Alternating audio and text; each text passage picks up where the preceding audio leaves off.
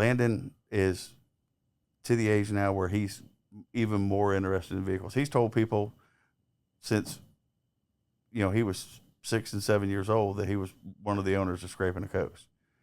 Because when I die, he gets it. He gets to take over, and then, and I guess he's right because, Myles has little Myles, Eric has Alex, Tammy and Greg had Lauren, and she is a true asset to us. She does more stuff than I'll ever know how to do. We offer home, auto, commercial, builders, reps, and life is rich. Oliver's Guide. Oliver Shots is rich. The John Barron Podcast.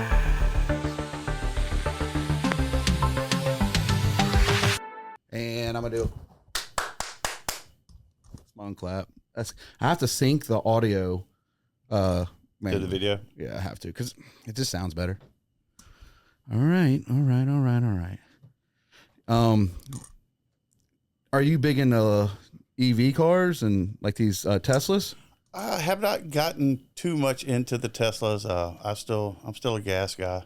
I like to be able to drive for 6 hours and then not have to wait 2 hours to recharge something. I can run in, grab a Polar Pop, fill up with gas, and then I'm off. All right, what's a Polar Pop? Oh, from Circle K, the Polar Pop. It's a drink. Okay. Does it got a free refills on it? No, they used to have a little program where you paid a fee for the month and you could get one a day. But apparently somebody figured out they were losing way too much money. I'm an alligator ice guy. Okay. The slushies, like the old, like the slushy Pauls, not the ices. See, I'm the Sonic ice guy.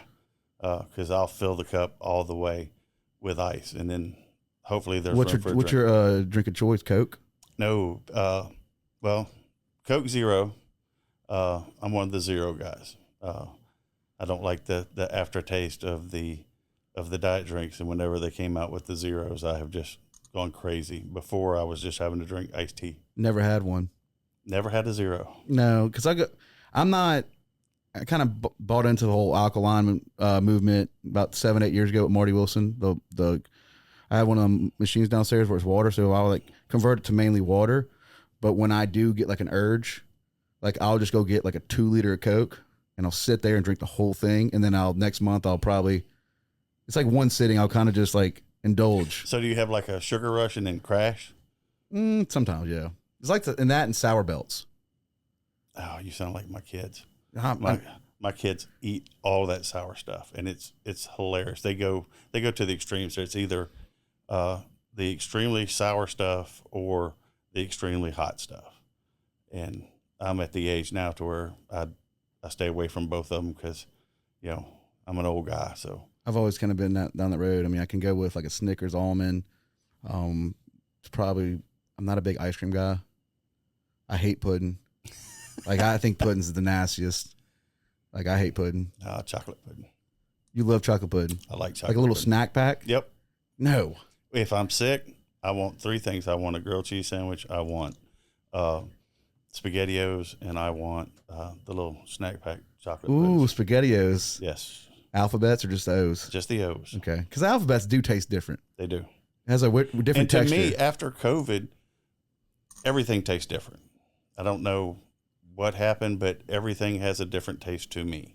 And it's almost like whenever you get older and you see something from your childhood and you're like, oh my God, I used to love that when I was a kid. And then you taste it and you wonder, why did I eat that as a child? Now I'm going back, and the things that I loved to eat growing up, it all tastes different to me. And I don't know why. So we'll just blame it on COVID. Could have been the vaccine. So, I mean, do you like black licorice now? Always like black licorice. Oh, Ronnie. No. Yeah. Yes. No. Yes. Myles, I know y'all scraping the coast. I'm not vibing this right now, Myles. I'm right here. He likes black licorice.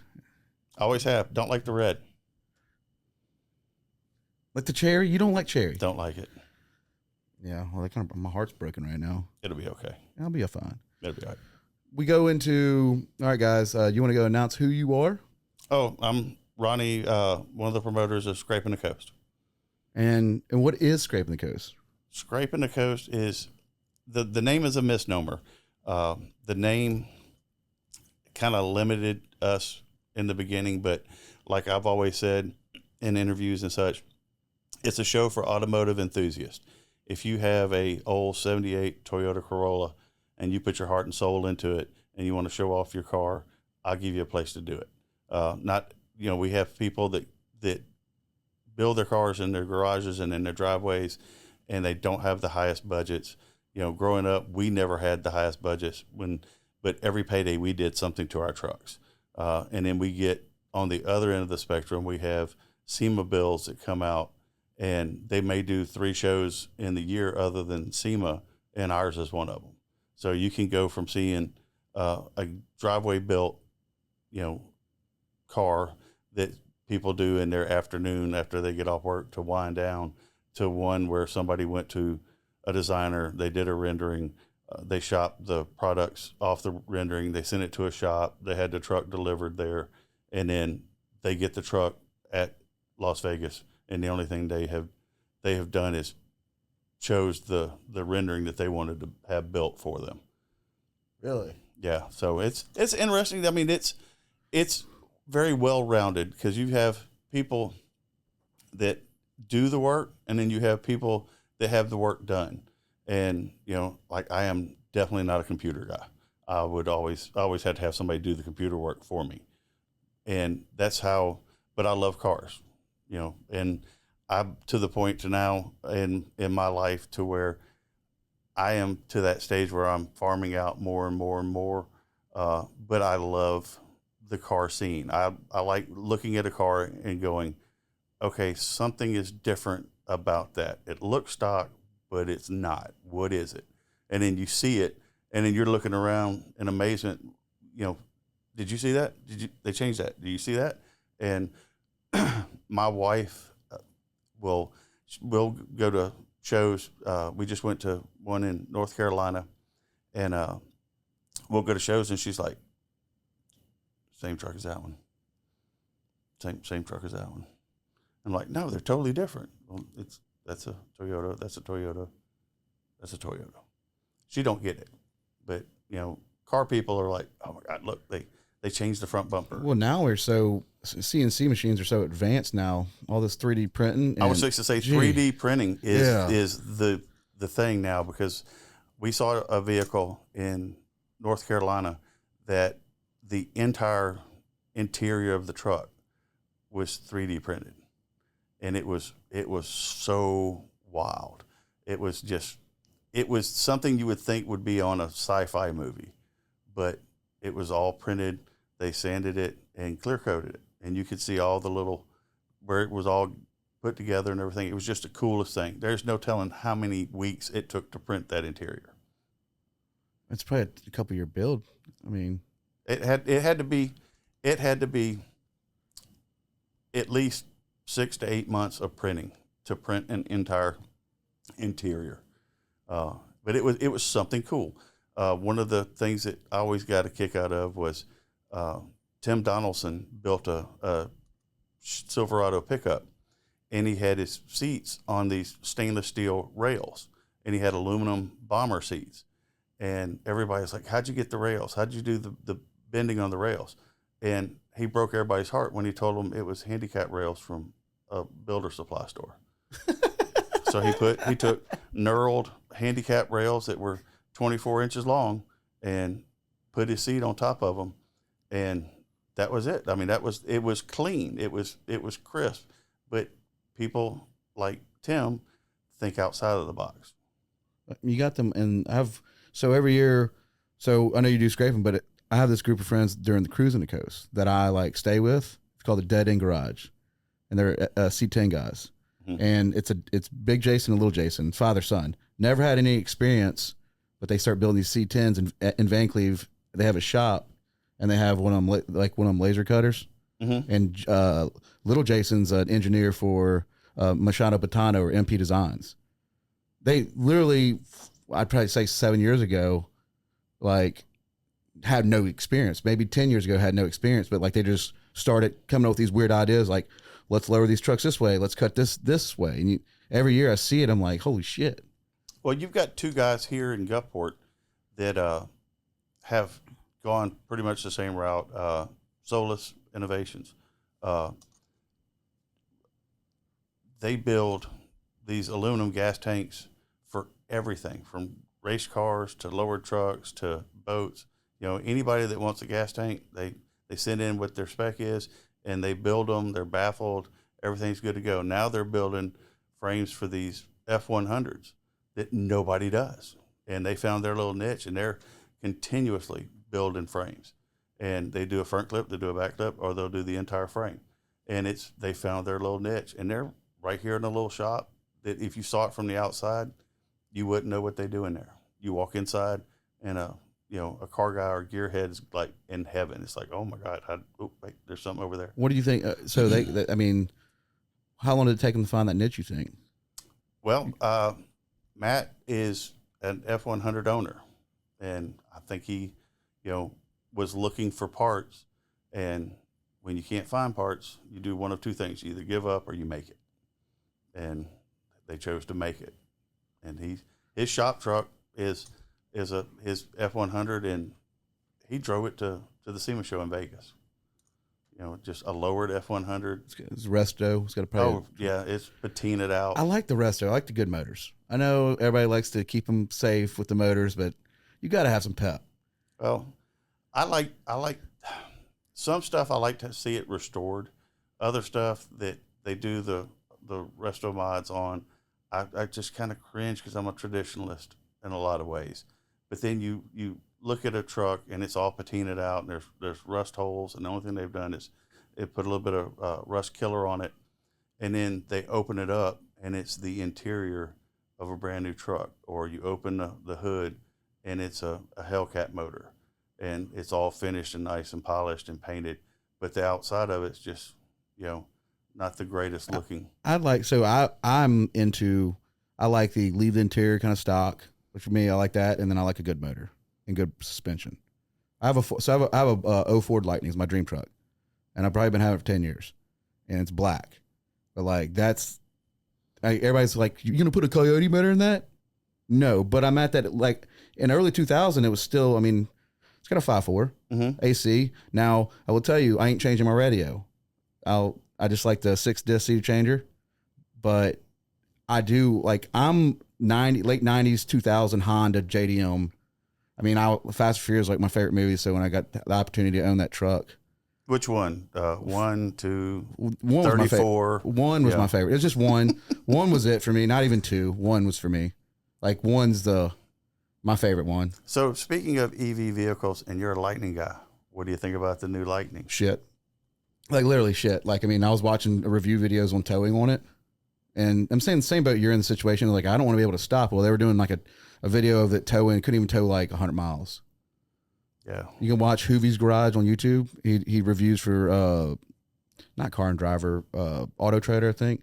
And he bought one, and he recently just bought a Lightning. And now when he bought a Lightning, values just started going up, but he did a whole test about towing, and it's same thing with Cybertruck. I mean, they're towing with Cybertruck, and I mean, I just don't know, man. I feel like we're going to have a lot more energy to keep these EVs on the road than just regular gas. Well, as far as like the EVs and stuff, my thing is, what do you customize them with? I mean, you can put rims and tires on it. You can paint it, wrap it, and that's pretty much it. I mean, you can't increase the battery power to it because it's a battery pack that's the entire size of it. Can't make the sound either. And but where do you get the performance out of it? It's not like you can just go grab a couple of extra Milwaukee batteries and stick them in the trunk, and then you can go to the drag strip. It's it is what it is, and everybody's stock, and as you know, stock sucks. It's true. I mean, I'm not going to push any kind of EV, and we have a I still have my Scion XB. I used to bring it to your show, the little BB, 15 by 8s on it. I still got it out there. I got that Hummer. Then we got a 2013 Toyota Sienna that I'm going to be putting wheels on and bagging. So it's got a V6 in it. Well, you say you don't push EVs, but if you take a trip and you rent one, you might if you don't plan your trip right. I don't think you can push them. I don't see anybody walking down the side of the highway carrying a jump box. I watched this one. I mean, I'll be honest with you. The EV situation with me is, I mean, some computer can control that thing because they do updates on these cars at home. Mm-hmm. Some computer can mess with that. I'd rather just crank my engine and have control of my engine versus, you know, who knows? Like I'd be driving down the road and somebody could just get in my car. We don't know this. 10 years from now, we'd be like, somebody could probably hack in my car. That makes me a little nervous. I mean, well, I saw an interview and they were talking about Tesla and how Tesla doesn't have dealerships and this, that, and the other. And the main thing with Tesla is they have a better understanding of road conditions throughout the world than the government does, because a Tesla is always connected to Tesla. So if 4 Teslas go over a pothole, then their system knows that there's a blemish in the road before the highway department ever does. So they have a detailed map of every road in the world, we'll say, at least in North America and in Europe, because their data is continuously being updated by everybody driving a Tesla around the country. What if the grid goes down though with that Tesla plant? Oh. What is it? I mean, I'm just curious. The Die Hard movie came out, what, the second from the last one, when they did the fire sale? Mm-hmm. I could see that happening. I mean, like earlier I was telling you about mine before I got here, didn't even get in the shower, didn't even get changed because my neighbor has a V-twin John Deere. And last night I was hearing this lawnmower fire up, 8 o'clock at night. I'm like, he's probably just getting off of work and it's hot, cut that grass. Well, then today I walked in the back and he goes, where you been? We just say hey to each other. I said, no, I just heard you cutting the grass last night. He goes, no, my lawnmower wouldn't work. And then I was like, well, what's going on? And then he gave me the symptoms of the spark plugs. So I went to O'Reilly's, got him some spark plugs, and me and him put some fresh gas in it, fired it up in 10 minutes. Well, see, that's like a lot of people are taking these Caterpillar engines that were in tractors and implement equipment, because the only thing they need is air, spark, and fuel. Like that lawnmower, all it needs is air, spark, and fuel. Yeah. It doesn't have a computer. And they're taking these Caterpillar motors, re-sleeving them, and putting them in cars or rat rods or what have you. And they're building incredible horsepower. What are you thinking in horsepower? Do what? What do you think, like over 500? Oh, definitely. If you watch that show, prime example, the guy from Vegas Rat Rods, they have these Caterpillar engines rebuilt, and there's no computer whatsoever. They have a battery in the thing for headlights and for the dash lights and the radio maybe, and that's it. The rest of it is there's no computers in the cars, and if the grid should go down, they're good to go, because all you need is enough battery to make that glow plug hot, and if you can turn the engine, you can run it.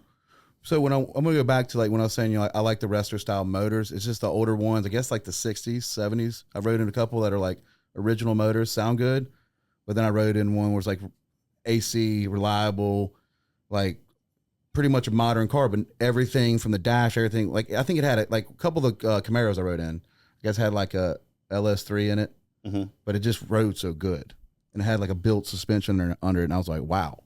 But it still had the old steering wheel. I mean, you couldn't tell. Well, I don't even know if it's still on anymore. Joe Martin from Martin Brothers.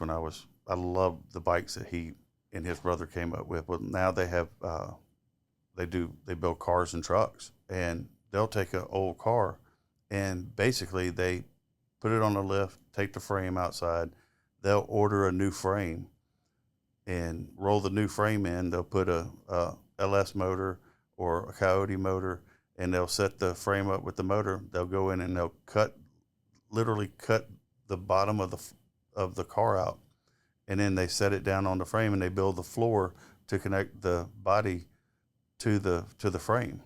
And everything in the car that you can't see is today's technology. Disc brakes and everything. Everything. So that's what I'm talking about. And it's there's no telling how much these guys are getting for these cars because there's hundreds of hours into building them. And explaining to, my wife, she hates when I watch those shows because I'll be like, oh, that's the car that they debuted last week in the background. See it? And she's like, there's a car on the left. I'm like, yeah, well, that's the one that they showed. The episode was based on last week. But if you look at the scenes behind, they film these shows for 6 to 9 months, and they're working on every one of these cars. It's not like we're going to do this car this week, and it's going to take us exactly a week to build it, and we'll bring it in. These trucks and cars take, months, sometimes years to build. And what's a Scrapin The Coast? I would say a trophy win truck, like or car. How many? You think a year to build one of them cars? I've seen some of the cars that win, and that's. You can eat off the. Like a Besta show. Yeah. They're not like cheap cars. They're not cheap at all. There's years in those cars. The only way that there's not, like I was explaining before, that there's not years in those cars is somebody that went to a designer and said, I'm interested in building a truck for SEMA, and I want some accolades, and then they'll get with the manufacturers and they'll get all of the equipment at a discounted rate sometimes for being a sponsor on the vehicle. And that's, if you walk around like our show or any show and you see a truck and the whole back window is nothing but logos. Well, that's all the people that sponsor the vehicle, all the brands. And they similar to NASCAR. It's exactly NASCAR. I'm waiting to see somebody walking around in a jumpsuit with patches. Yeah, I started seeing. I think I copied NASCAR, I copied Jaw when we were doing the pink dress run because our dresses that I design are full of nothing but logos. Like me and John's dresses and Hugh Snowden's, our dress is 40 sponsors. Because now it's sublimation, so I can design. Put on it. Oh, dude, I look like like the back of a truck. Or remember when we did APC in our cars on the side of the doors? I have never been a sticker guy. The only stickers I have ever run was 2 club stickers and a Scrapin The Coast logo. When I had my first little, I had my Jeep, I put some stickers on it. But when I had my Honda, you remember when Randy had his Honda, the hatchback? I had Mugen R&R black. It was a lavender purple. You probably remember the 2-door coupe, but I didn't have any stickers on that. I liked how Randy his car looked simple and clean. Yeah. And less is more. Yeah. But there's still there's so much money in these vehicles. People don't realize, if people talk about Scrapin The Coast, they always tell me like, oh, I've had people like, oh, that's trashy cars. And I'm like, you have no idea. Cause I grew up around these people and it's like, these are $150,000, $200,000, $400,000 cars. Even to put 15 grand in some of their cars. But none of the cars that y'all show are like, it's not a putt-putt. Well, we have the full spectrum. And like I said before, if you have a car that you love and you want to show it off, I'm never going to tell somebody they can't come. Because like I said, I'll give you a prime example. When I had my S10, somebody saw in a trucking magazine that they had put stripes on the taillights. And that was the coolest thing. And we took electrical tape and striped our taillights and then painted it with black paint, took the electrical tape back off because it gave us a crisper line. It was cheap. It cost us the money for a can of spray paint and the roll of electrical tape. Is there still guys out at the show now like that? Yeah, there's guys out there that are building on a budget, and then I'm more sympathetic to those guys because I know where they're coming from. Because you have folks that are out there that they don't have, they got families. The family comes first. Your toy comes way down the line, but they still want to do something to their vehicle, and that's what Scrapin's all about. Is it's a show for automotive enthusiasts. If you love building something different or tweaking something, that's what we're about. We're all car guys. Cars.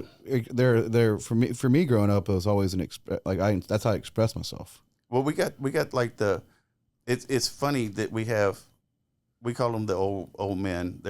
We set a tent up for them. They sit underneath the tent all day and watch the world go by. But they're 70s and 80s years old. And then we have the kids that are 16, 17 that driving their first vehicles up there, and they're looking at these antiques and rat rods and such, and they're like in awe of that genre. And the old guys are looking at the new stuff going, I would have never thought about doing that. So, it's well-rounded. I mean, What year did the Scrapin start? It started in 2005. Yeah, that's what I thought. Now, how many people do you remember being registered in 2005? I think we had like 390. I was there. That's when I was there first year. Because that's right. We needed a spot. That's when we all got kicked away from Treasure Bay and everything else we were doing. We needed an outlet. Yeah, it was at the Gulfport Sportsplex, and it was very interesting because they booked our show, and then they booked a baseball tournament. And I remember the sheriff's department showing up saying, "Open the gate, let people through because you're backing people up all the way to the interstate."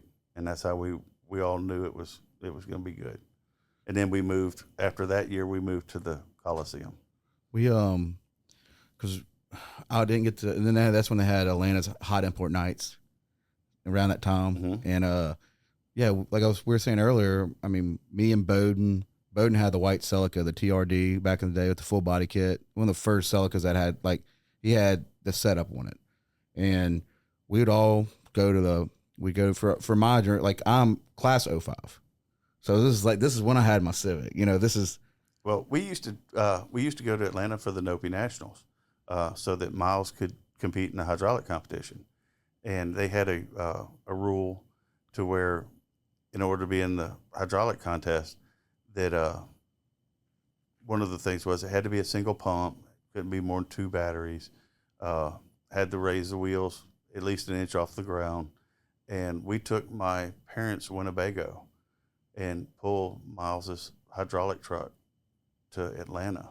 And we pulled up, showed the credentials, and they laughed at us because we brought a motorhome. And I was like, if I put the front cylinders down, it's a 1 pump, 2 battery system, and it will raise the tire 3 inches off the ground so you can change it.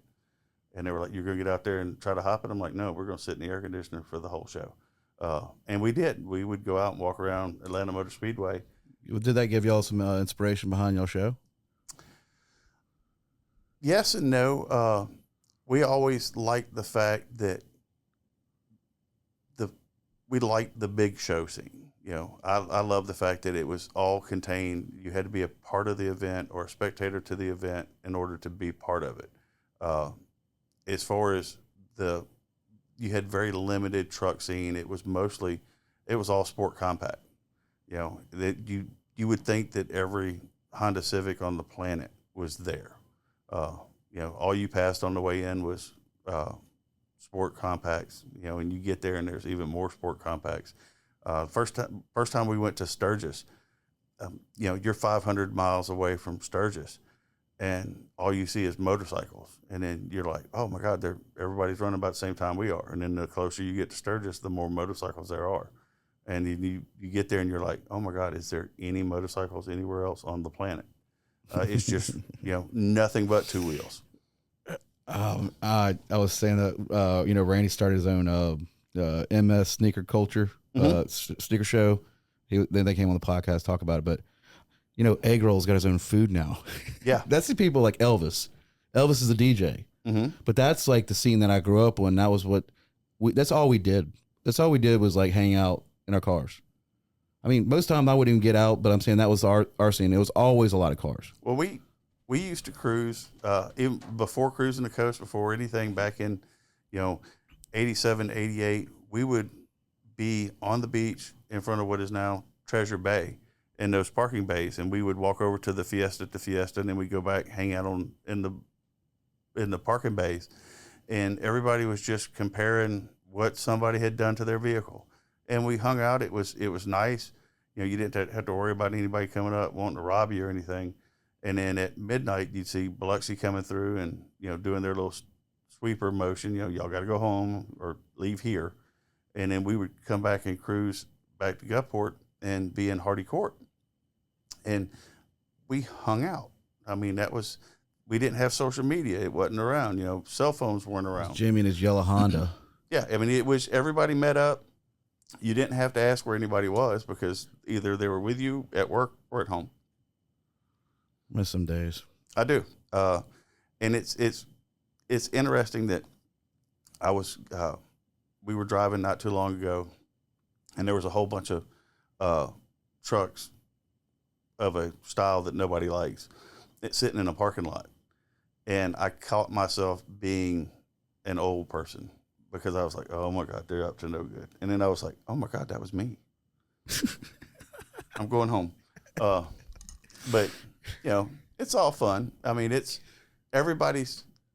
part I like about it is everybody's got different taste.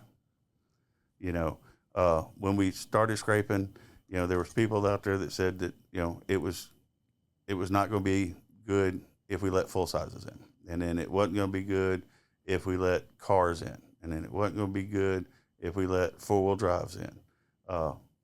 And what I hate to say is, it goes back to that's what the show is about, is it gives you time to hang out with your family and such. And that's the thing that has totally intrigued me is when we started scraping, we built it as the wildest show on the coast. And now, these people are the new nuclear family. And, I run around and I'll take pictures of people with their kids, and they're all tatted up, pierced up, and they're pushing a stroller, and they got a little one hanging on the side of the stroller. And it's a good event because you can come out to scraping with your family, and it's less money than it is to go to the movies. And I like how it's got different crews. Like, for instance, a lot of it was Randy Richardson and Turtle. Remember Turtle? Mm-hmm. Randy and Turtle, and then Mike Camergon, my brother-in-law. But I was always at Southern Performance, and this is when Randy and I had Christian Motorsports. Yep. And we were big in that scene. That's why, like, when y'all developed Scrapin The Coast, but it's also Scrapin The Coast was the cops stopped doing the midnight shit, and then it became we couldn't park anywhere. Like, now I could drive by and I see people at parking lots, and they want you there. But we were at that point around 2005 where they start running us off all the time. You pull up 5 cars, you sit there 5 cars, you got to go. Right. I mean, and it depends on what time of the year and what's going on as to them being that way now.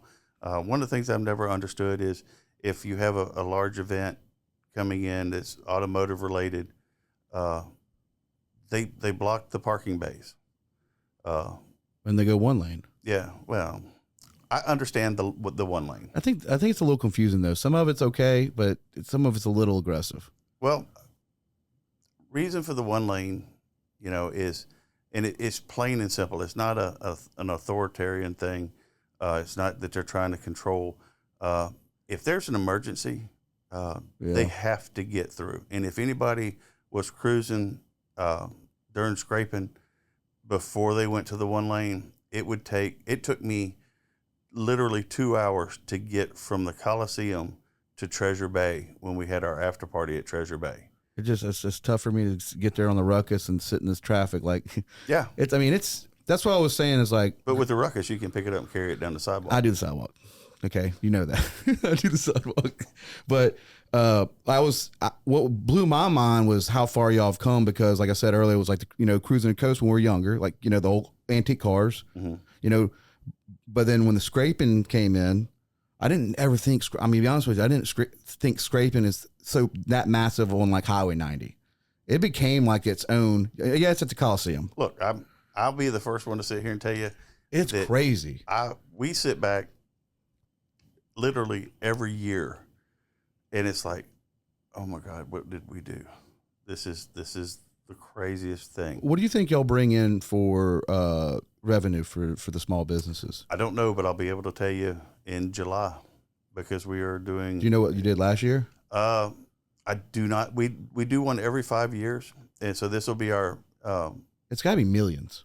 It's up there. Yeah, and I don't want to quote a number. Yeah, okay, fine. But and be wrong with it. But I will tell you that our people aren't afraid to spend money. Like I told the city council in Biloxi several months back when we were talking about these new regulations that these new ordinances they're coming up with, I said, our folks are the epitome of carpe diem. Seize the day, live for today, because they'll see something cool and they'll go get it tatted on them. They'll see, anybody that will take a $100,000 truck and put it in a shop and spend another $60,000 on suspension, and then $6,000 on rims, and then $4,000 on tires. It's, that's a special person, and these folks are tradespeople. A lot of the trucks that you see built for the show and in the show scene, these folks work with their hands. When you see them at the shows, they've scrubbed their hands, but you can still see the black lines from the grease. We had a young lady that came, and I got to meet her because of a ticket situation, but she's very attractive young lady, 20s, and she built a 4-wheel drive truck. She's a welder by trade. She made her own suspension, and she was here to show it off, and because she clipped one of the nice little cones, they had an issue with it. But so let's go into this these new laws that are going into effect. Can you tell me a little more about them? Basically, City of Biloxi has come up with a special event ordinance, and you have to apply to have an event in the City of Biloxi. There's several different tier levels, and there's different fees for the tier level. With us, we're on county property. The Coliseum is owned by the county. It's its own little entity inside the City of Biloxi. We have nothing outside the gates. Everything is contained on the grounds or at the Gulfport Dragway.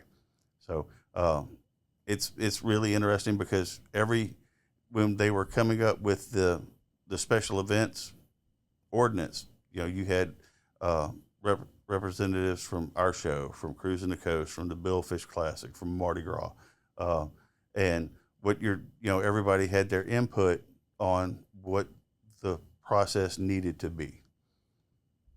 Are you going to have to fill out that paperwork since you're you're at the Coliseum? I filled out the paperwork out of courtesy, and we're still working with the City of Biloxi on ours, even though we're this close to the event. But yeah, I knew that the Coliseum. Shout out to Matt McDonald. But Matt's the executive director of the Coliseum. But he told me about y'all are not Biloxi. No, we are. I mean, it's in the City of Biloxi, but y'all that whole property is not City of Biloxi. Right. It was state owned for years, and then it got the state signed it over to the Harrison County, and Harrison County Board of Supervisors has control over the Coliseum. Yeah. So then you shouldn't have to do the permit.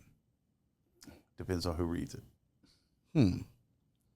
But I want to make a law. Well, we work, and that's the thing. That's part of my portion of the show is, so far in the last 6 weeks, I've worked with, I just had a meeting with Pafford EMS, the new ambulance provider for Biloxi, even though the Coliseum uses Acadian, which is the county provider, because Pafford is new. This is their first scraping. I met with them to tell them what to kind of expect on our stuff. And luckily enough, the gentleman that I was working with is former AMR, so he knows all about it. But we still went over, when the events are going to be, when the gates are going to close, what we think are going to be the highest times that have people egressing from the Coliseum, just to give them a heads up, because the last thing I ever want is somebody to come up to me and say that they lost a loved one because an ambulance couldn't get through traffic. And that's why whenever they went with the single lane, I think they overused the single lane with the cones, but that's just my personal opinion, and I'm not out there on the road all night. But to be able to get an ambulance from say, Edgewater Mall area to the hospital in a reasonable amount of time is vital. If you, or a fire truck even, you know, and if they have to sit in 2-lane traffic, this bumper to bumper, like I said, it took me 2 hours to get to Treasure Bay from the Coliseum because it was just literally gridlocked. And I don't have an issue with it. I mean, when they told us that it was coming, we knew ahead of time before it was ever announced, and we worked with the police department on, you know. More fascinated about this permit thing though. If you're not, the Harrison County thing's got me confused. Can you tell me what the permit price is? Is it like $1,000, $2,000? The application is $1,000. $1,000. Then they determine what tier you are, what level event you are. I mean, I think a big thing about Scrapin The Coast is like I know a lot of the people that have cars in there, and I was just like, you know, it was always aggravating me about the Scrapin Coast situation is because like if I was telling, if I talk to certain people that don't know anything about cars that are from here and they're like, I'm not going down Highway 90 while Scrapin The Coast is here. Well, good. Yeah, that's my good. I appreciate it. But if you actually go and meet everybody, like I said, I did the Pink Dress Run promotion. Like when my buddy DJ got a Hummer H1, and we took that Hummer H1, loaded that Hummer H1 up, went to your show. Some of the sweetest, nicest people. I was laughing, cutting up. It's one of the events that you take your family to for sure. Yeah, it's definitely family oriented. You say, you know, people say they're not going to go down to Highway 90. You hear that? And I tell everybody, you know, if you don't have to drive Highway 90 and you don't like traffic and you don't like cars, take Pass Road. Because if you're not on Highway 90, that's one less person that's causing a traffic jam. My dental hygienist, every year when I go, she'll sit there and just, you know, she'll be cleaning my teeth and she's like, you know, I hate your show. I'm locked in my apartment for, you know, forever because of your 3 days, 2 days. You know? And it's like, I was like, you know, did you not realize, you know, that there would be traffic being right next to the Coliseum? You know, one of the people that owned the houses right next to the Coliseum where the Pops Ferry is going through, the house is no longer there. Thankfully, they bought it. But he would call the police on us continuously, and you know, oh, they're too loud. The stereos are too loud. There's too much traffic, and you know, they're going crazy. And I asked him to his face, I said, when the real estate agent showed you the house, did you not think that the giant dome in the backyard would be an inconvenience if you didn't like noise? And the man was just adamant that, you know, he hated the fair, he hated the Crawfish Festival, he hates concerts. And I asked him, you know, and by that time, you know, Biloxi's there because he's called them 10 times. And, you know, they asked him, you know, if you hate noise, why did you move next to an event center? And he never could answer. But we try to have. You got the people, I mean, Fly Llama over there in Biloxi, next to Fly Llama. Mm-hmm. There's this house, and it is, I mean, they have signs, stay off the grass, but we shut down that road for events. First Friday, and it's, when we first start, now they're backing off, but it's like, it's only one day the event's coming. Right. But they make it so crazy where it's like, you can't even step on the grass or they're calling the cops. And I mean, you got to the point where Biloxi's like, we're still having these events. Well, you know, and it's like I tell people every year, you know, if you hate tourists so bad and you hate tourist events, why would you live in a tourist town? You know, we have to have that revenue that's coming in. It's going to help that small boutique. Right. You know, that dude's girlfriend, you know, he's going to be, you know, last minute or drag her out of the house and she's got to get an outfit. So she's going to go to that boutique and shop. Car guys, let me be honest with you. There's some fit ones, but there's some large ones. They like eating them big boys. And let me tell you something. I've been to, I mean, like King Jack. My friend Ava that I went to school with, her and her husband Tommy own King Jack at the barbecue shack, right there on the beach. I guarantee you, there's going to be a car club with 25 people. Oh, easily. Just with already built-in gratitude, spending $1,000 that's going to pay her bills. And that's what I'll care about. Like I really do care about that kind of stuff because I see it now as a small business owner. Like that's important. We have events like yours to help, you look at like Peter Anderson Festival. You take Peter Anderson Festival away from them. I mean, I talked to a couple of the bars.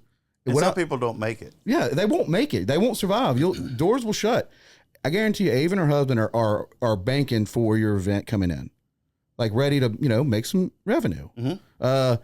Even the gas stations. I mean, it's everything's like the casino. Call right now, and the casinos. I mean, all these hotel rooms are booked. You can't really get a hotel right now. Well, we went to see Tool at the Coast Coliseum. And sitting next to someone that works at a restaurant close to the Coliseum, got yellow and black letters, you eat breakfast there a bunch, or late night. That was just, as soon as she found out that we were part of Scrapin The Coast, she just instantly went negative because of how much more she has to do her job. Because she's like, I have to order extra this, and I have to make sure that I'm fully staffed. And I'm like, yeah, people bringing business to your company really sucks. That's just people that are not in a good mood. Yeah, I mean, but the thing is, you have those people that, they will gripe about the economy being bad, but then someone brings business to you, and then they gripe that you're too busy. No, earlier when I was saying on my scooter, I just like maybe 3 mile movement. No, just like to go back and circle Mm-hmm. around.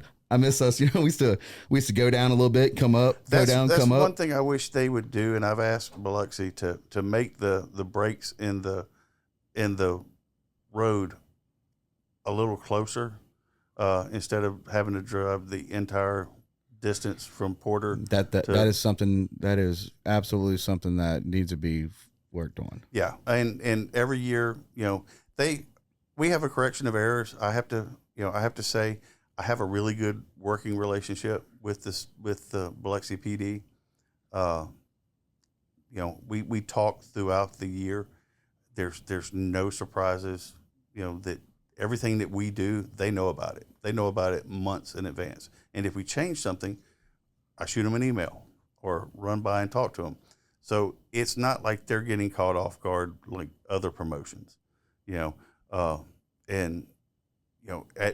never had Highway 90 closed down because there was a bunch of people standing in the middle of the highway trying to get to a food truck, and that's the hard part about the ordinances and the restrictions that Biloxi's having to put into force is because you have a few events that don't follow any rules, everybody else has to pay.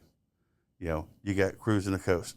No telling how many millions of dollars Cruising the Coast brings in the 9 days that they're here. And, and now they're having to jump through the hoops. But like I said, we have a good working relationship with the City of Biloxi and Biloxi PD, just from the standpoint of we take the attitude, we live here. And if there's something we can do to curve, bad behavior. We schedule all of our events to where they're an hour, 45 to 2 hours apart. They only last for about 45 minutes to an hour. Gives you time to go get a drink, go to the bathroom, get something to eat before the next event starts. Instead of, for years we did the burnout contest at the Coliseum. And instead of, you could enter the contest, didn't cost you anything. You could go do a burnout and win $500 and a set of tires, or you could go out front on Highway 90 and burn your tires in front of some people sitting in the back of a truck that's parked on somebody's property, and you'll get a ticket for $500 and possibly get your vehicle towed. You could try to race somebody because your car you think is faster than theirs, or your truck's faster than theirs, and try to run up and down some of these side roads near the Coliseum to show how fast your vehicle is. Well, you can get a ticket, get arrested, or hurt somebody, or if you're an entry, you can go out to the Gulfport Dragway, and you can run from the time they open till the time they close the gates. So y'all just making what they would already do anyways safer. Yeah, I mean, and off of roads. Right. And, don't burn out on the highway. But you still can't stop. You can't stop the crews on Highway 90. Sorry. You can't stop it. No, but the only thing we can do is be responsible and try to make it to where no one has an excuse for bad behavior. And it's not just, it's locals that sit there and watch the parade. Yeah. It's my aunts, my uncles, lawn chairs, kids. And we've had people in years past, not so much anymore, but, property owners around Biloxi that own property on Highway 90 that will contact us wanting to know, what we're going to do about trash left on their property. And, I hate to be the person, but, I would tell them, well, you had people trespass on your property. And they were like, yeah. And I'm like, well, make them clean up the trash. My event is at the Coliseum. That's the only thing I'm responsible for is the Coliseum.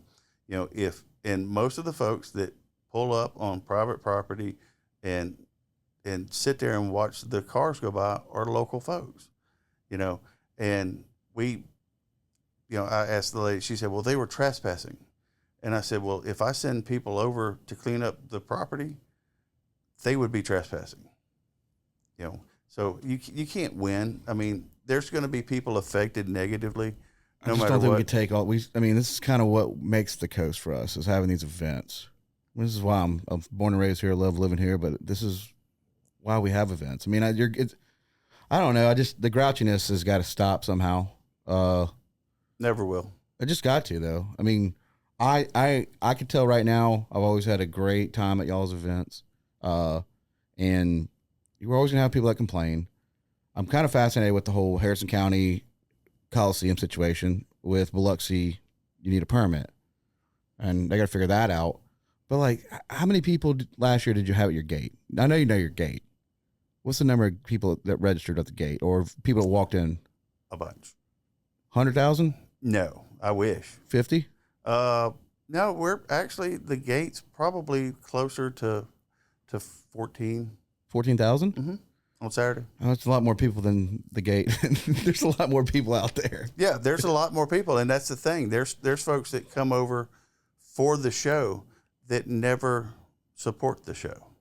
And that's the sad part about it. There's people that will come over, they'll drive 3 to 6 hours and park their vehicle on the beach, and they'll have a party, but they won't support the show. And that's the thing, is a lot of people don't realize is how expensive it is to have an event.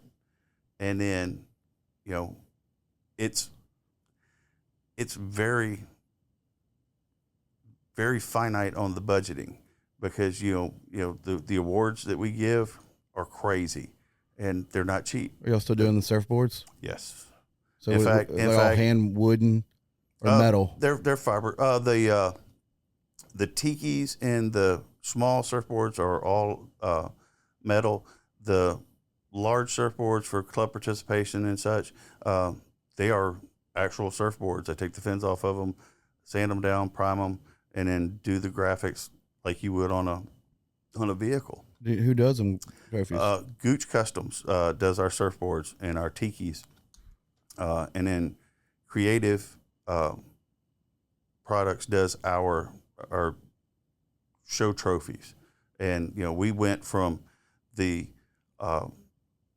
trophies that were like your old baseball trophies. You got the metal rod and the little gold and neon green colors and such. We went from that to, we did wooden plaques with the show logo and flyer and information on it, and then we changed from that to laser cut with plexiglass. But it's what's the glass they put on NASCARs? I don't know. But it's, is it? And I know what you're talking about. It's really, really strong. It's not super, super fragile. But then they print the artwork from the T-shirts and from the flyer. They print it on the reverse, and then some of them light up. The higher the trophy, some of them have LED lights. And we try to change and stay ahead of the curve when it comes to trophies. We have true artists that do our T-shirts. They do us. We tell them what the vehicle is. We send them a picture of the vehicle. They do a sketch of it, send it back to us for approval. Then they color it and send it back to us, and we give them a thumbs up. And then they take the artwork and print it on a 26 color. I still got my trophy. It's at Collision Depot in Gaucher. We were because we were eating ribs at my house in Hickory Hills when we told you I had my ruckus, and I got the rims CNC'd out of Florida. Called them 228s. You ever go to theruckshop.com? You'll see 228s, and those are the rims that I got made that he sells. He sells them all the time, but it's a 2-piece wheel. And me, Mike Cameron, Jimmy, Brian Bozeman, I think Cal, we're all eating ribs at my house, and my bike wasn't painted. And Brian, it's Friday. It's Friday. It's like, Let's Brian, paint it. Yeah, Brian goes, well, we got beer at the shop. I was like, what are you talking about? He's like, we got to bring this to the shop tonight and paint it. I was like, there's no way. He's like, you want to do it or not? So all the boys were like, that's one thing about the car culture people don't know about. Is like, we're sitting there, it's a family cookout. We're eating ribs, and it turns into your buddy that owns the body shop, Collision Depot, goes, let's bring it to the shop. We load that thing up, tear it down at the shop, paint till 5:30 in the morning. No, yeah, let it dry, and then put it back together just in time to make registration. And it was a PP. It had about $300 worth of gold pearl in it. It was Aqua Fresh. We're like, what are we going to call this thing? It was Aqua Fresh, and we signed up. Won 3rd place. I mean, a couple of the guys I brought from New Orleans come in. They had their stuff together. I mean, I still had some fish eyes and that because I was painting too. Right. It was my first time ever seeing the process. And let me tell you something, guys. Prepping is horrible. It's a lot of time, but we made it work. But I'll never forget that memory of like, and that's when I was telling you, like I ran through the rain, and to get to shows the first year we opened the Ruckus show, and it was just cool to be there. And everybody came in, and we had a good time. I got 3rd place, and it was at Surfboard. And I was going back to Collision Depot when I got my trophy that Monday, and I set it on the counter. So this is for you boys, and it sits there to this day. Well, that's one thing I have to give props to our partner Greg that we lost. He obsessed with the show and making it different and always being an innovator. We've had some of the wildest trophies. Our best of shows one year, we took an antique metal pedal cart and split it and sent it to, I want to say his name was Robbie Acevedo out in California.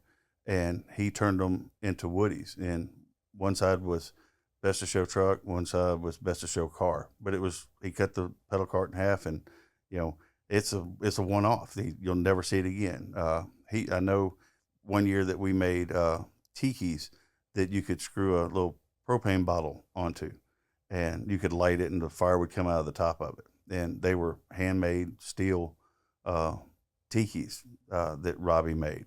We've had miniature gas pumps that were 3 feet tall that you could put liquid in the top of it, and you could pour drink out of the hose. I mean, it's just, Greg had that vision every year to do something different. We had Billet Accessories Direct.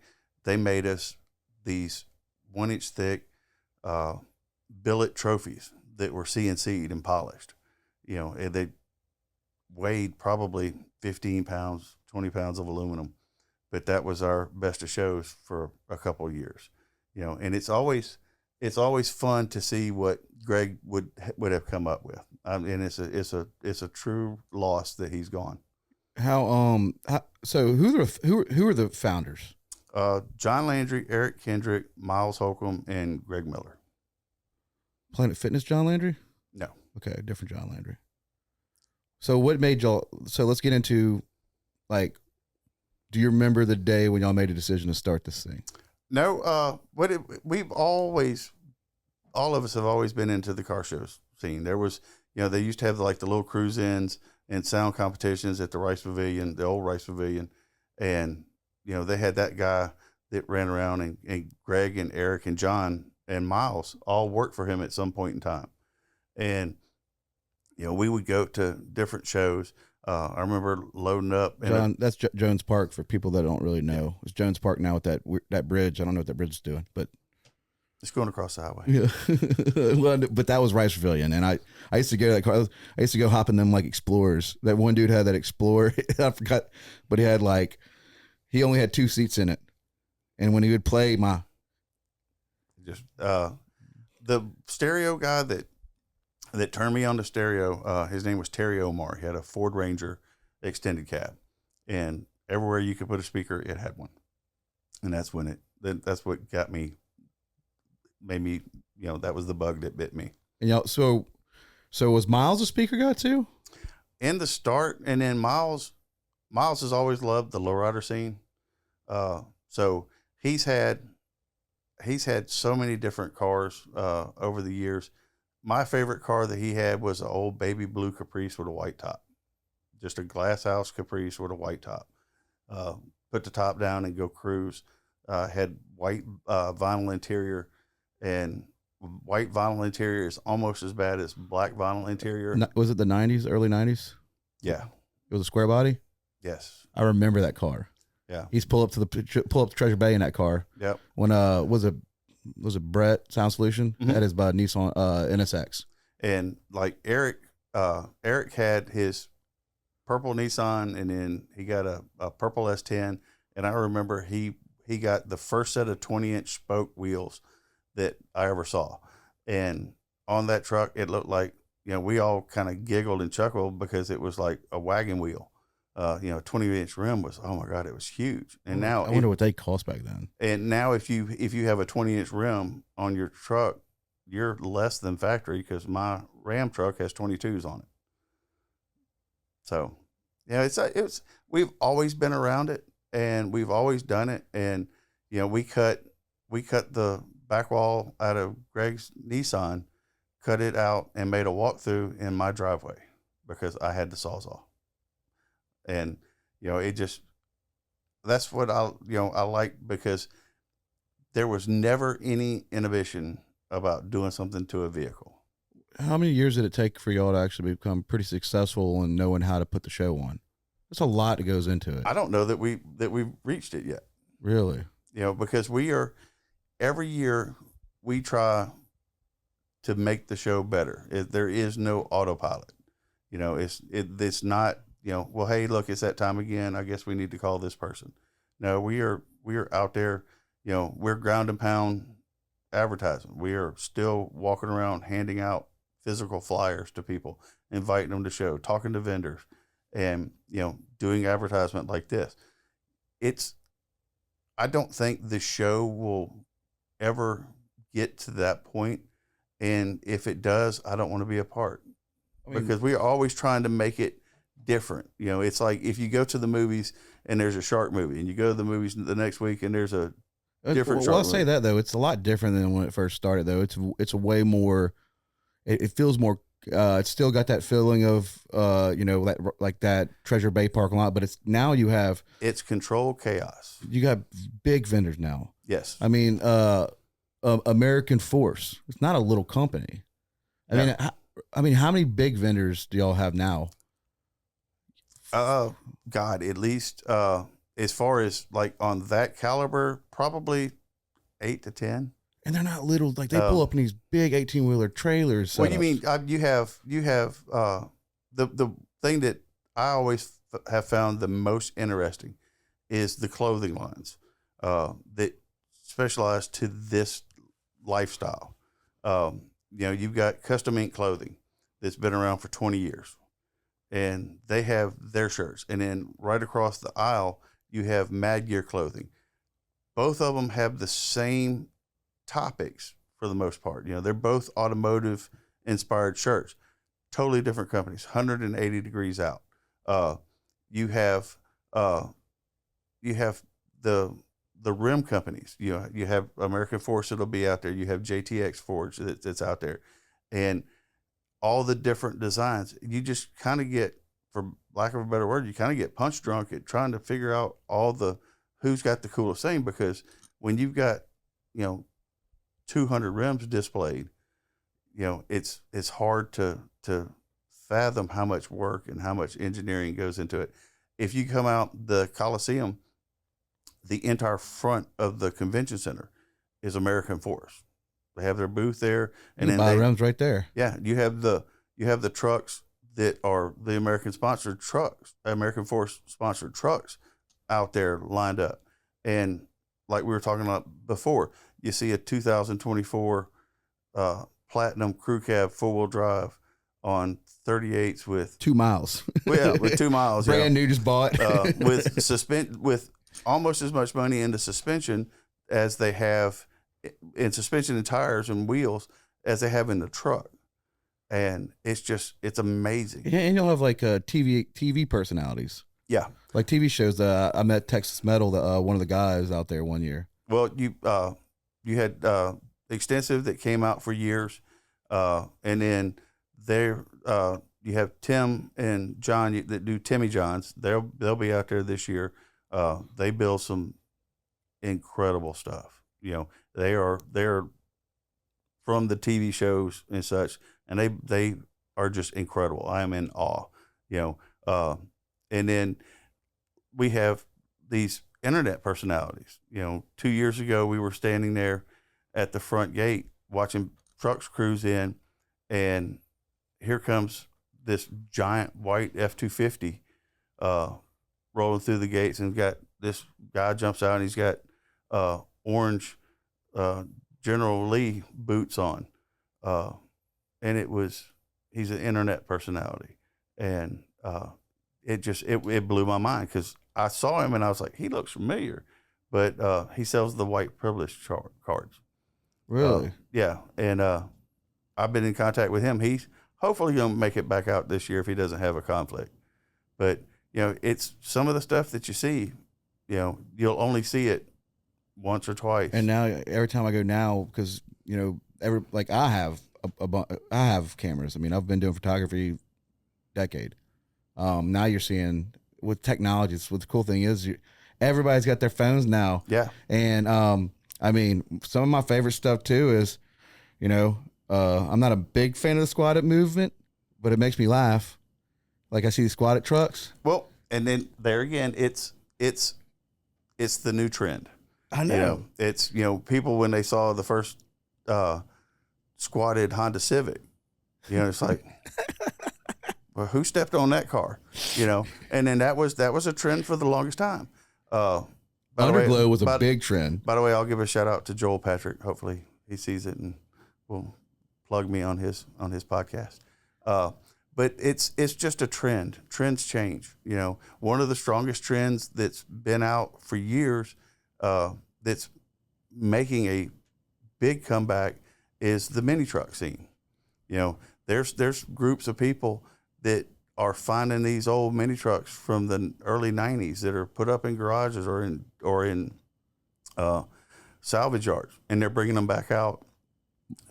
Mike just pulled his Sonoma out because he did that 2-inch body drop. He just pulled it out last week or a month ago. Well, if you watched Fast and Loud, they found Crew Cut, the dually, the convertible. Yeah, they found Crew Cut, and they didn't want to do too much to it. They changed the motor, redid the interior, and touched up the paint. And if you watch the show, the man that bought it says he's going to drive it to a car show. Well, the car show was us, and he come cruising in Crew Cut, and he ran into rain 3 or 4 times making it from Dallas to here because the truck has no top. I see that right now. Like, I have a Oliver Scott Insurance, my insurance company, and I signed up with Haggerty. And Haggerty has a really cool valuation estimator on it. But you're gonna love this JDM cars, like my CRX.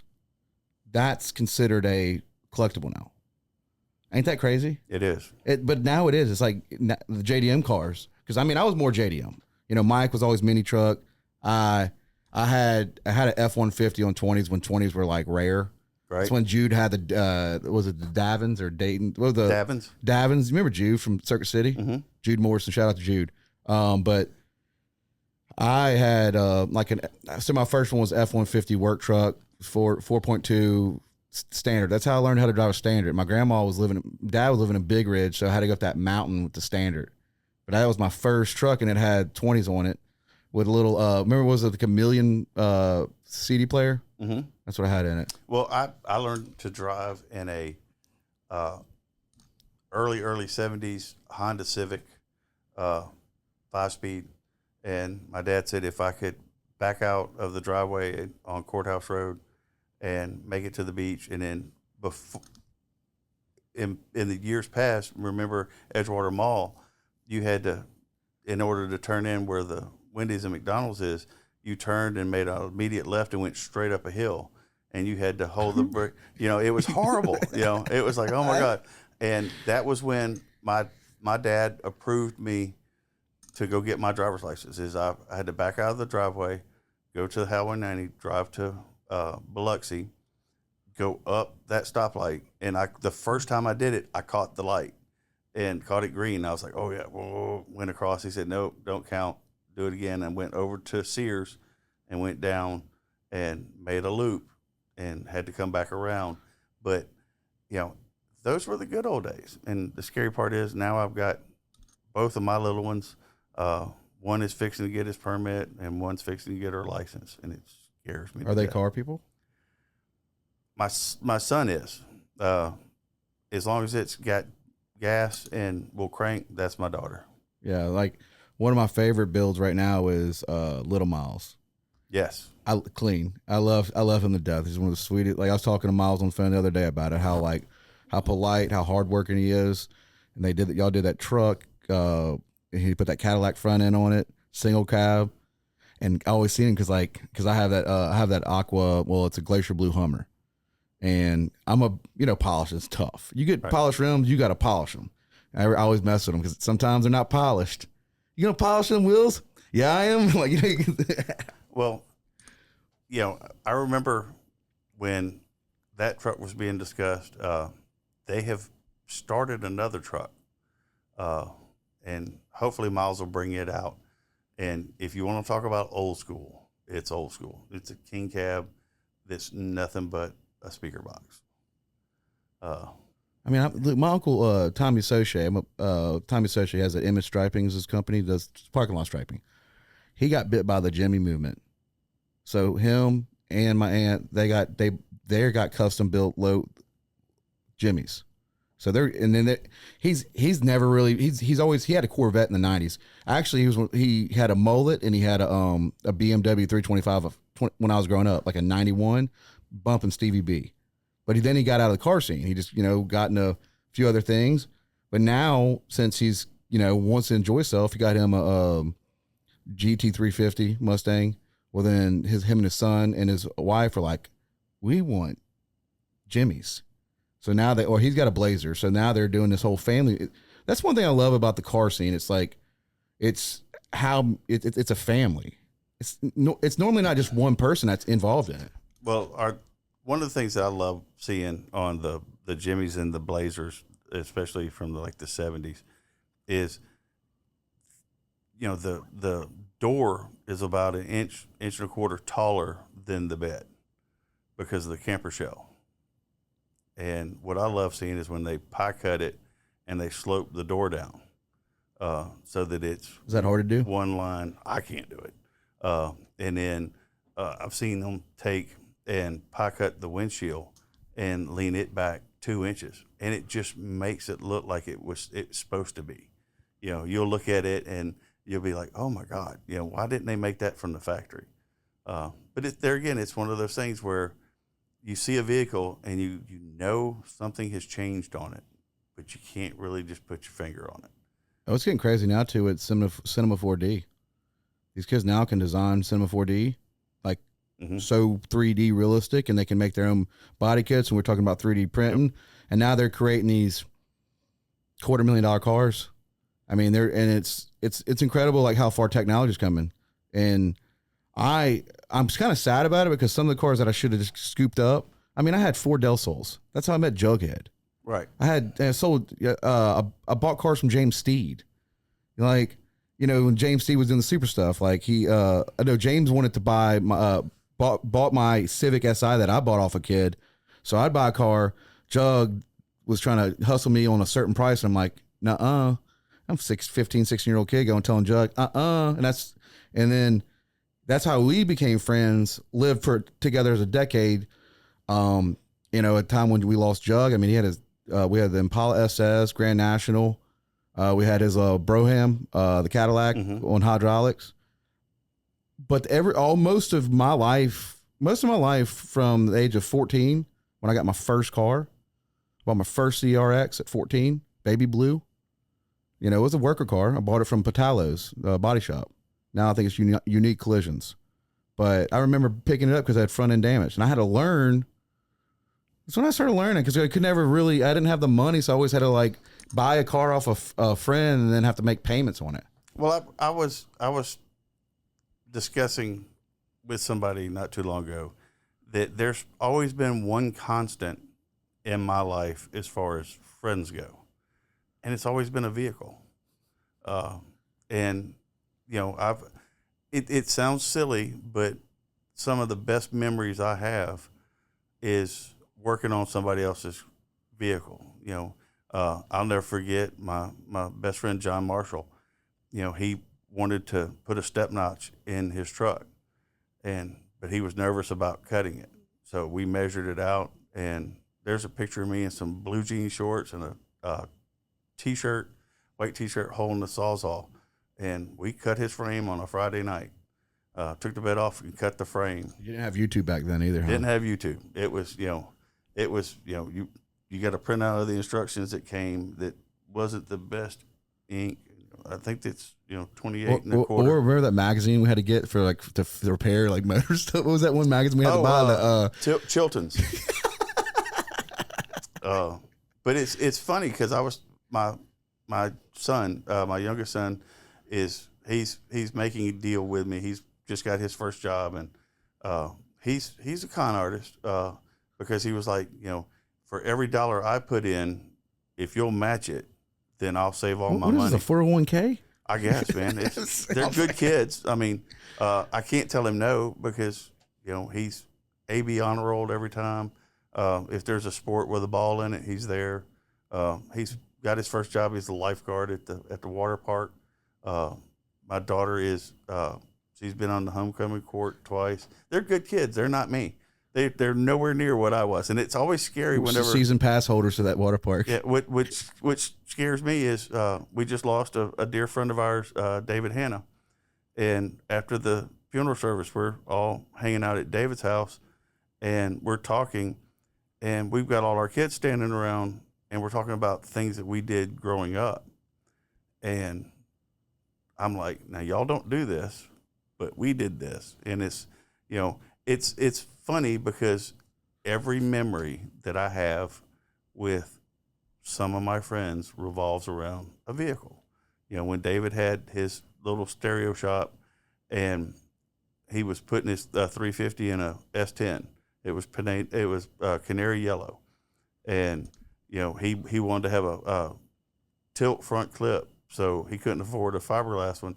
So he just welded hinges on the front bumper, and we cut the fenders in half to where you could tilt the front kit up. Well, trying to work on a latch system that wasn't the greatest, and we took his truck out for a test run, and the carburetor caught on fire. Well, we had to jump out, and we had tied the hood on with cable, and just to make a run down the street.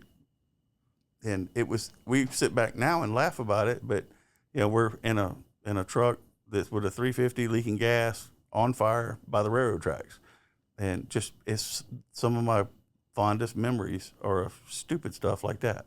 So I look at my buddy DJ Knight. Shout out to DJ Knight, Chico, Jason Knight. Mm-hmm. That's I lived at his mom's house in Gaucher too. I was always with Chico. And I remember I was putting together Brian Hamilton's a blue Super.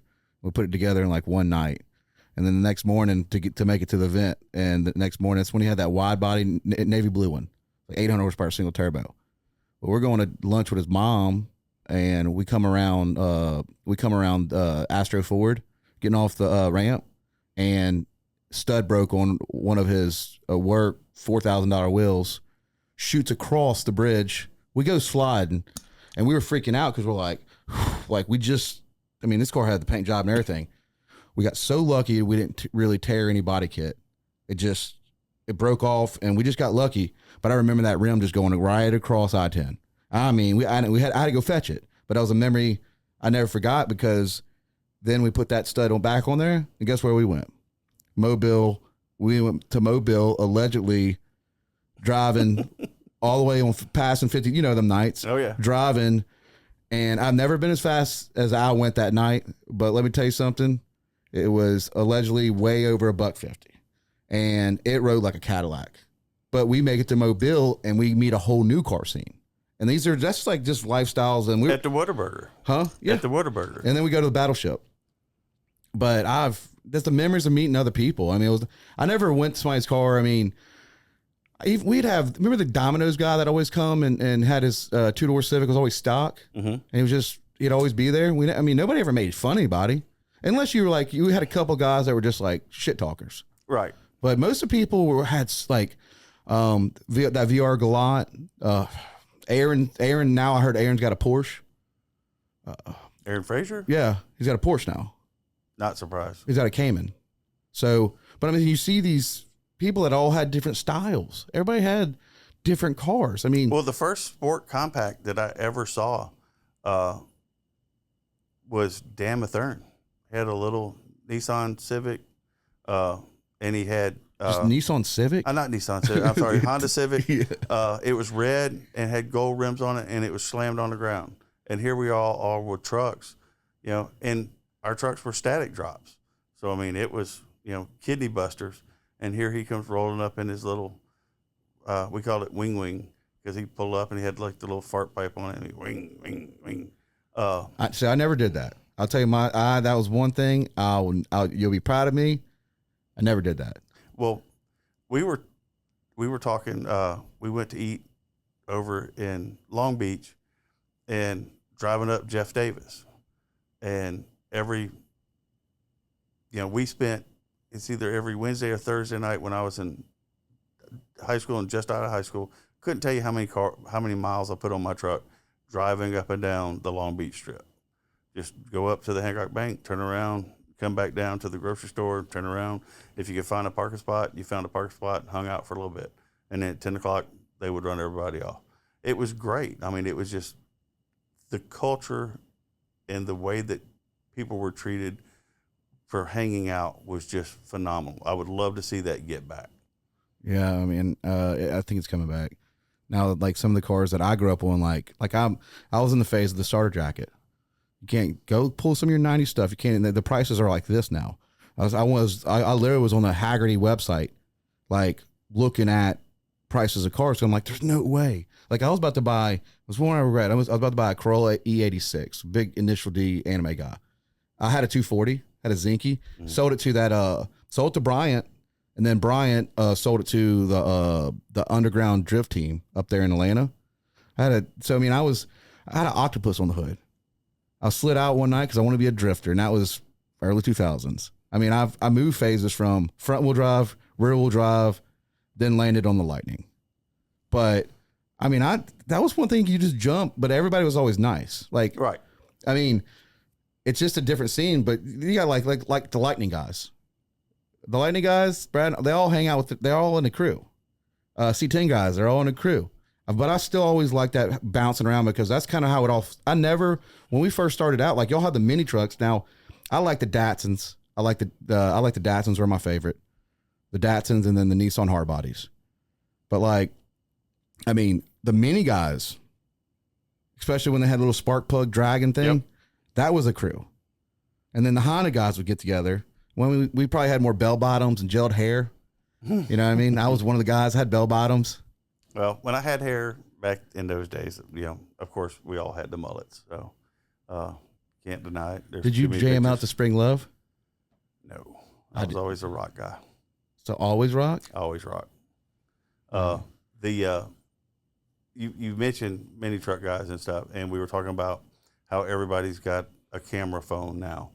And, the internet, for the most part, killed the magazines.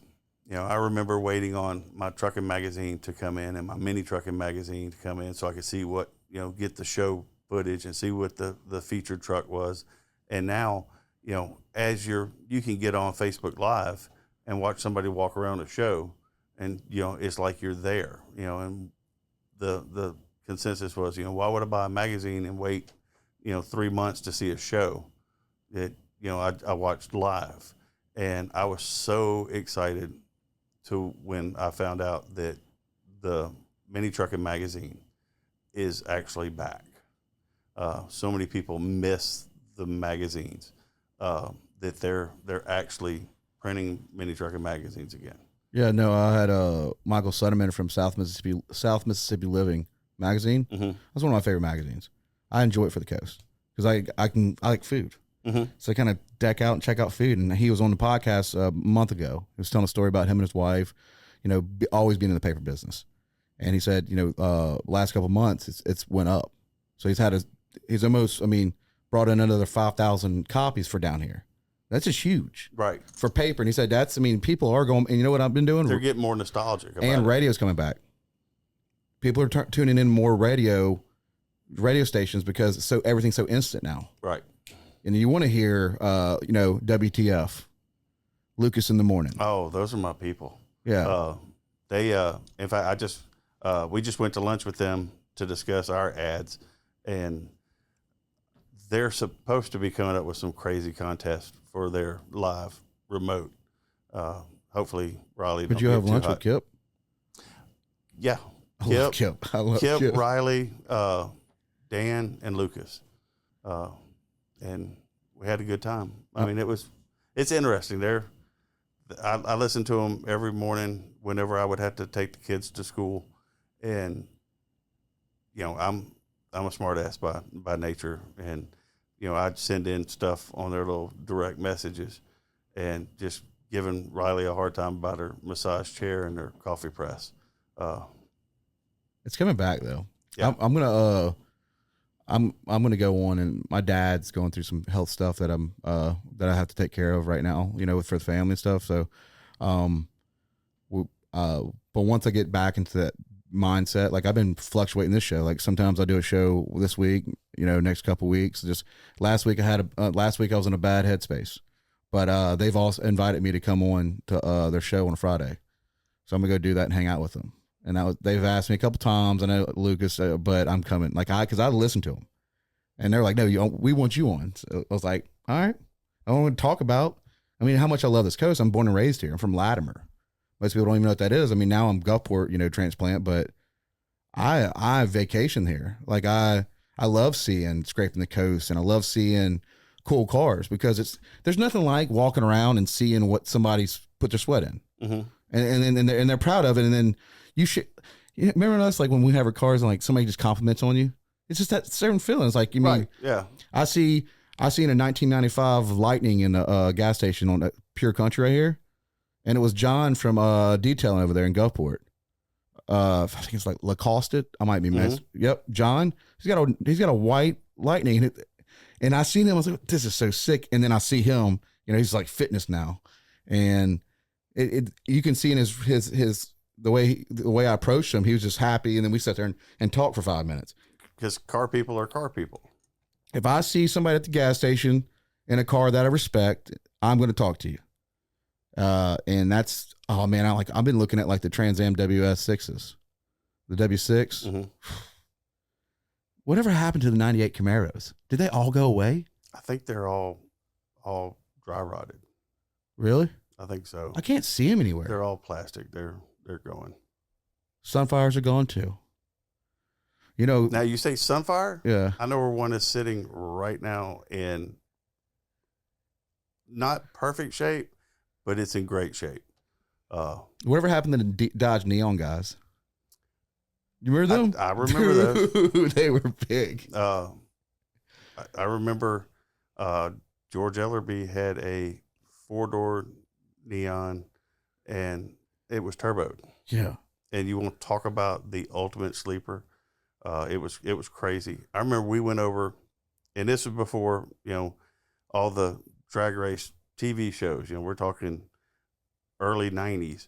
into the 2000s, and we went over to the battleship to watch people race, and this guy pulls up with this car, still got the sticker in the window, and it was the ugliest thing I'd ever seen. It looked like a frog.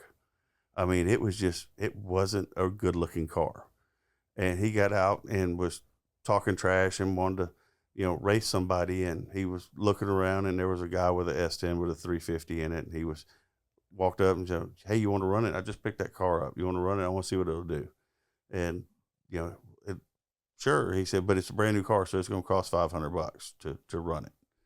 And the guy was like, "All right, sure, no problem." And we're all standing there going, "Okay, he's got a 350 in this S10, and it's tubbed, and it's a beast." Yeah.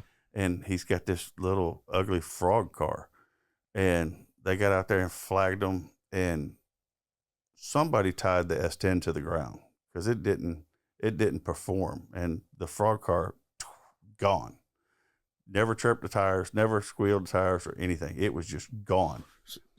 And it was a Subaru WRX. The guy had just picked it up. It was the first one anybody had ever seen, and he had done nothing to it, and it was eating people alive. Them little STIs are crazy. Little WRXs. Mm-hmm. Yeah, it's got that 2.5 Boxer motor in it. They're good. But that's gonna be one of the cars on the list for me. Like, so I have like Typhoon has always been one that I can never get my hands on. We had the Grand National Jug. I drove it. I wasn't a super fan of it. I didn't like the way it drove. I'll be honest with you. That was one car that I was like really disappointed in. It was just so heavy, and it's just all right. But I know they can make a lot of boost out of it. But there's certain cars that I like that most people don't like. Like, for instance, like the Lightning. I told people I'm gonna have that Lightning, and I've got that Lightning. And that was for me. And it's just because I've always. And then when I got it and I drove it back from New Orleans, and I was with my dad, and we were picking it up, and I just remember cranking it up, and I paid $11,000 for it with a new set of Nittos, and it has a Diablo Diablo tuner in it, Flowmasters, and I was like, all right.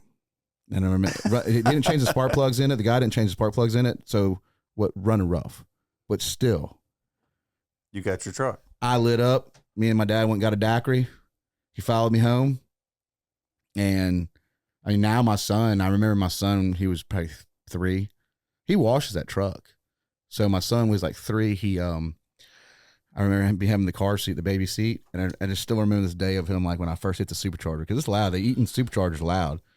Went, and then his smile, we're doing 20 miles, 30 miles an hour, but like.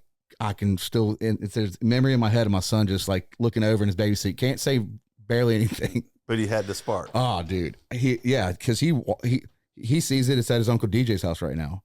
And he sees it. We were going to his grandma's house. He goes, "Is that my truck? Is that my truck at Uncle DJ's?" And I'm like, "Yep." And he automatically told him, it's like, that's just, I'm glad I got one of them things, and then let's silent. But like, some of my friends, that's why I don't really get rid of my vehicles. Because some of my friends, it's like they regret it. Oh yeah, and they're hunting and they're hunting and hunting. I'll be honest with you, that Hummer's. Eventually not gonna be mine. It's I bought it from DJ. That was his dad's favorite truck, Mr. Doug Bories from Diamondback Outdoors, a hunting show. It'd be on in the mornings on Fox. Well, that's they made 500 of them get Glacier Blue. We just lost them last year for Father's Day, and DJ's got H1, but I was like, I want that. But he's got Grayson. So we're just gonna we're eventually gonna build a shop. Gonna put our toys in there together, and hopefully his son takes it to prom. But there's no point, because I was sitting in my mind, there's no point, because eventually you're gonna want to track that truck. You've probably got rid of some vehicles that you regret. No. You haven't? No. I don't get rid of vehicles. What do you got? What is your car collection? I don't have much. I've always lived vicariously through other people's builds, just because I've always been as everybody will tell you, I've been the miser with the money. And that's the reason I got to retire at 53. Everybody bought boats and bought new trucks and such, and I invested. And that's one of the reasons I'm able to retire at 53. What do you got though? Still got a Nissan hard body. My S10 was totaled. 96 Tahoe, 2007 Avalanche, and a 2020 Ram crew cab. Avalanches are sick. Yeah, they are. And I was so upset that because I was going to get a new one in 2014, and they quit making them in 2013, and I was just like, I hated Chevy for it. And then Chevy came out with their EV, and I saw a commercial for it the other day, and they were talking about all this stuff that it does. You can take the back window out, and you can take the wall in between, and it automatically orders groceries for you. Yeah, and it's an electric Tahoe. Yeah, no, I mean, I'm sorry, it's electric Avalanche. It's the same exact everything that truck does. My 2007 Avalanche does. Buick's coming back. I hope. No, it is. They ran an ad for it. Buick's coming back. Are they gonna make a Grand National? It's kind of hidden. I don't know. Just you can pull it up on the internet. But I mean, Mike's got the G8 still. I was like, don't ever get rid of that. That Holden car he has. I always think too is like another car I want to try to grab is like an 05, 06. Was that 06 CTSV? Mm-hmm. I mean, Randy had one. Yeah, but Randy just really moves stuff. Now Randy's got a cat. Well, he's got his dad's truck. Yeah, that thing's insane. I told Randy to start doing TikTok videos with that truck while you're doing real estate and watch how many people will view that. Pull up with that. What size is that? 24? What size tire rim is that on the back? I think it's a 22. If I'm not mistaken, it may be a 24. Myles did it, guys. Go check out Full Blown. Check out Full Blown. That's my boy Myles over there. Myles did the work on that, right? Yeah. And then you can go Mama Seafood 2 over there. Well, you got there's been a bunch of builds that have just snuck through that shop.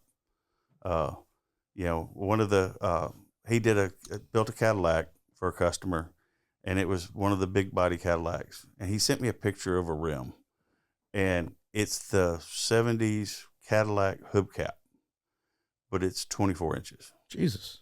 And I fell in love with the rims and told him if the guy doesn't want it, I'll go buy a Cadillac somewhere to put it on.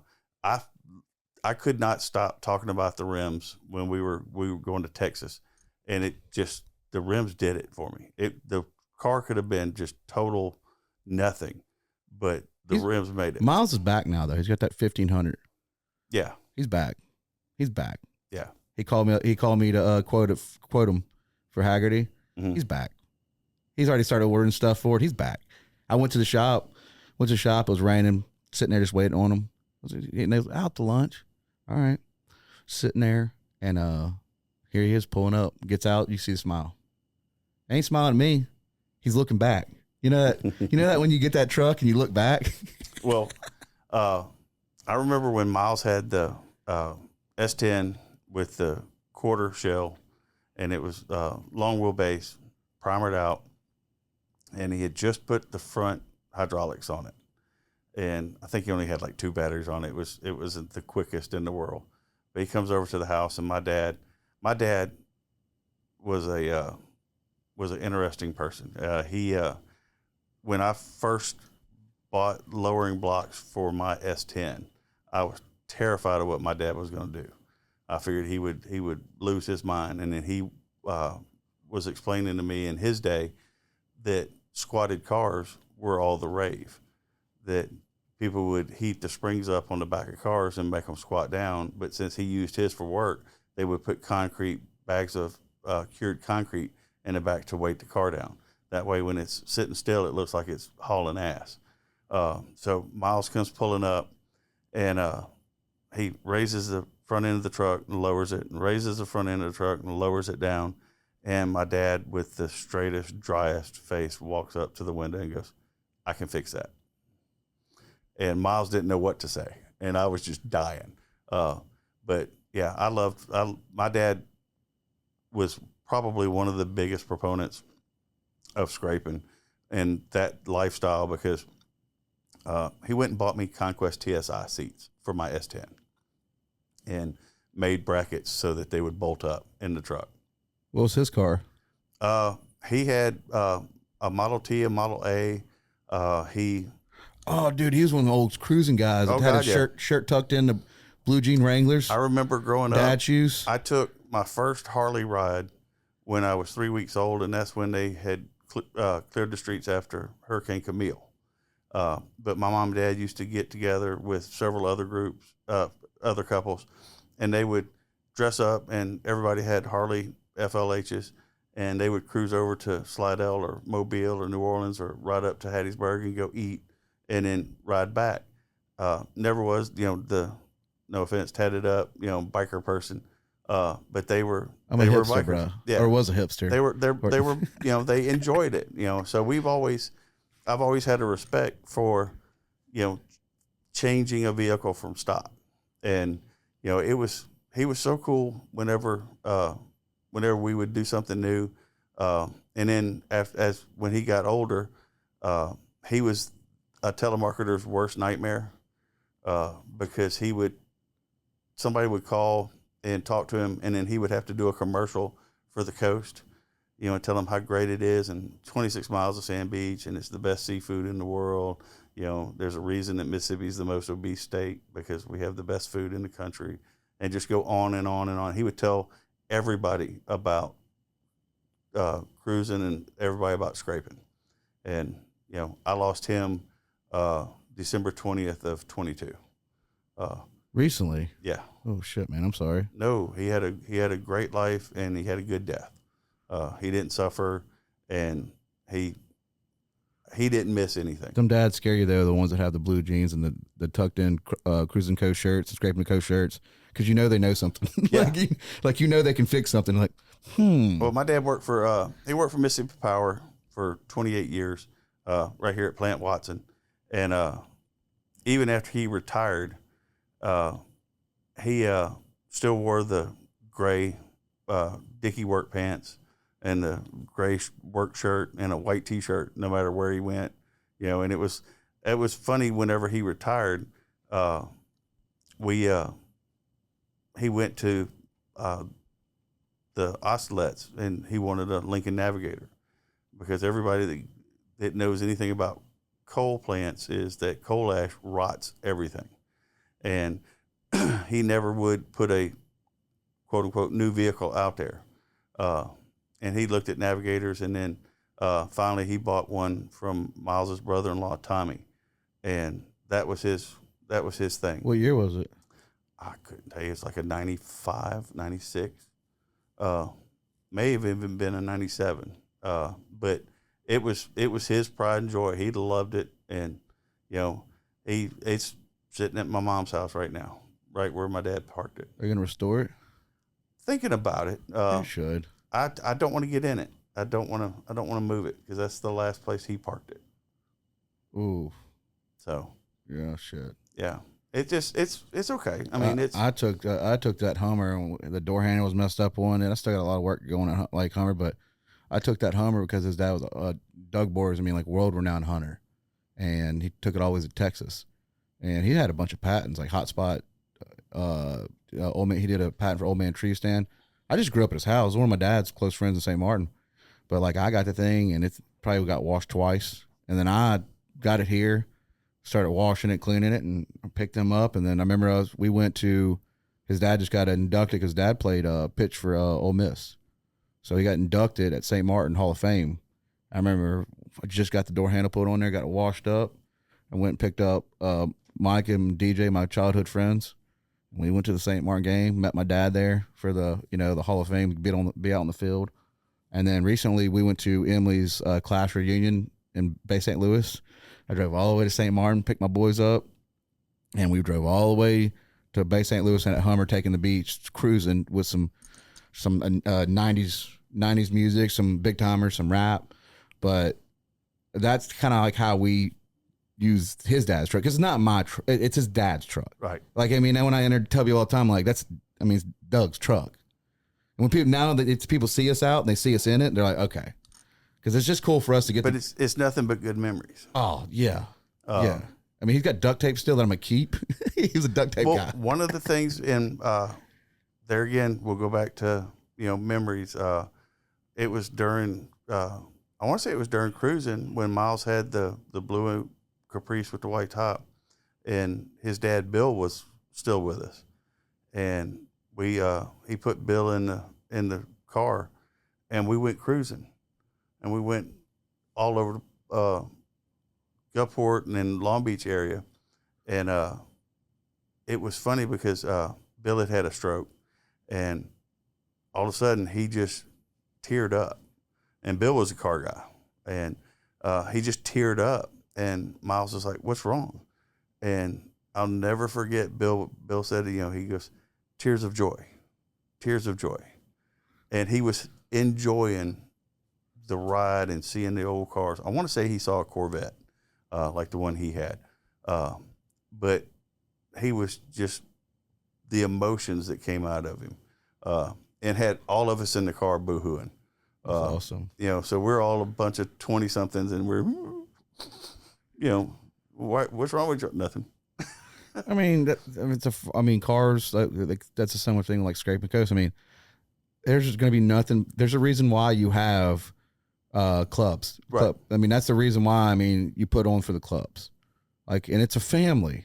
Yeah, it's a family. It's a whole bunch of people that gather around a piece of steel to have a good time. And it's so cool because it's like Scion Club or Hard Body Club, or C10 clubs. They're all different clubs, but they're all the same people. Yeah, and they all respect each other. Right. And we have the best ofs, and then we have like the best of show car, best of show truck. But there's 4 awards that are even more special than those. And we have the Promoter's Choice Awards. And it's something, it's a car that we pick that we like the best. And I've given mine to several people just because they had a cool story or they were working hard on it. One of the ones I gave away one year was for a white F-150 that they were getting ready to paint it, and they were gonna, after the show season, they were gonna paint it. So they put magic markers out for the truck and would let people sign it. So like 2/3 of the truck is nothing but black magic marker where people have signed it. That's sick. And she didn't care, it's just, hey, go sign the car, One of the folks that came out that caught my eye was somebody came out and brought it was an older couple, had a AMC Javelin. And I've seen one on the internet recently. It was a root beer colored, and it was as if it rolled off just rolled out of the dealership. They had dealership paper floor mats, had the sticker for the window. It looked like it would, like literally somebody went back in time, grabbed a Javelin and put it down. And to me, that was one of the coolest cars I had seen because it was pure. And you could tell this couple loved that car. And they were probably in their 70s. And they were like beyond shocked whenever we gave them the award. We've done a couple that, were tribute cars, and it just, it's funny that you have, like, there's 4 promoters now, and, when you walk up to somebody and say, hey, I really like your car, I want to give you my award. And, there's a couple hundred first and second place trophies, but there's only one of that award, so it's nice. It to me, that's one of the funnest things, is just the interaction. And then, like I was telling somebody at the radio station the other day, one of the things that I got the biggest kick out of is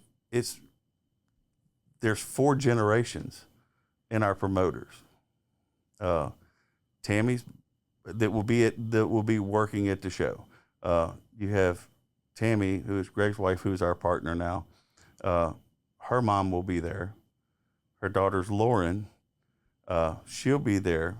And then Lauren's son, B, he'll be there. Of course, he's 18 months old, so he doesn't do too much, but he's there.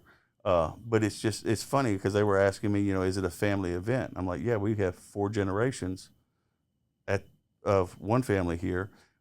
There's 3 generations for mine. There's 3 generations for Eric's. Unfortunately, there's Myles and little Myles because, he's lost his folks, unfortunately.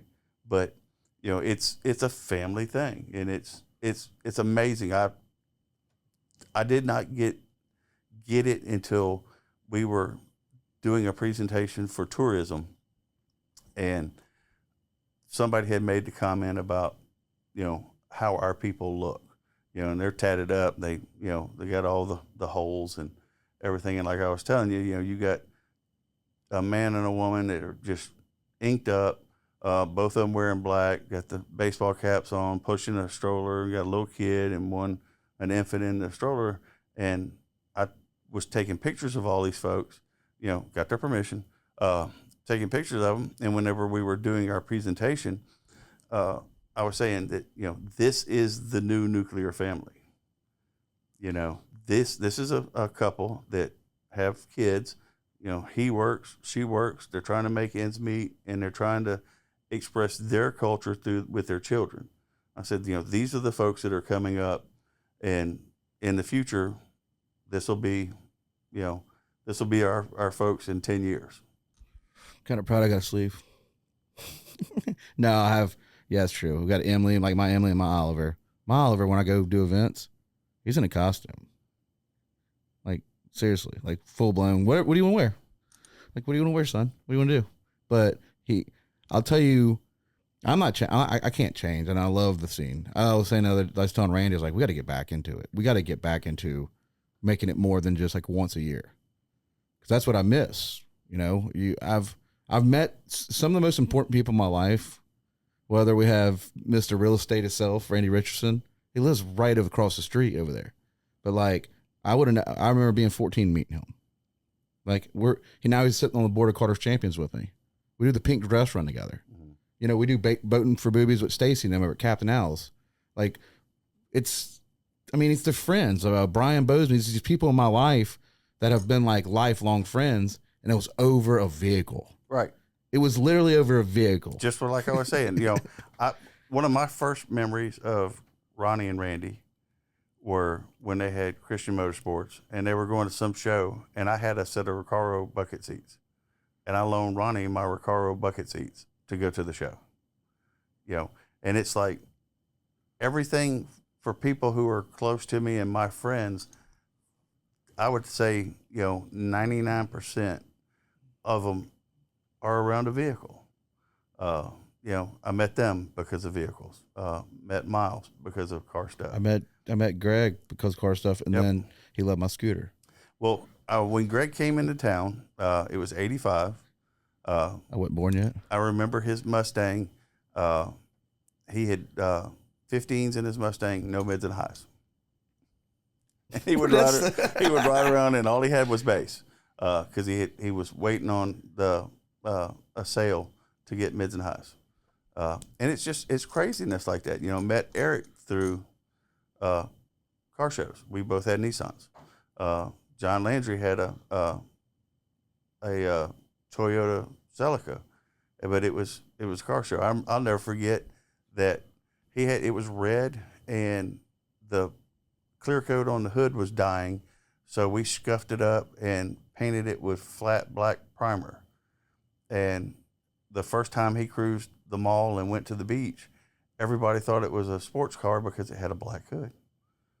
It wasn't stock. It had to be something special about it. It's got a black hood. It's just little things, but and I long for that scene again. It's coming back. So it's definitely gonna be like, it's coming back. It's just now I'll look at a lot of this like YouTube and stuff. It's like all these Bitcoin billionaires and their Lamborghinis. Is like, I get it, but like the exotics are cool. I do like the exotic cars, but I just enjoy the 50. Now it's like, you can't get a Kia for 50 grand. That's just up the prices. But I've always had, and I still to this day, like I admire like seeing a mini truck with like the old school checker flag. Yeah, I've seen one not too long ago. It was a couple months ago.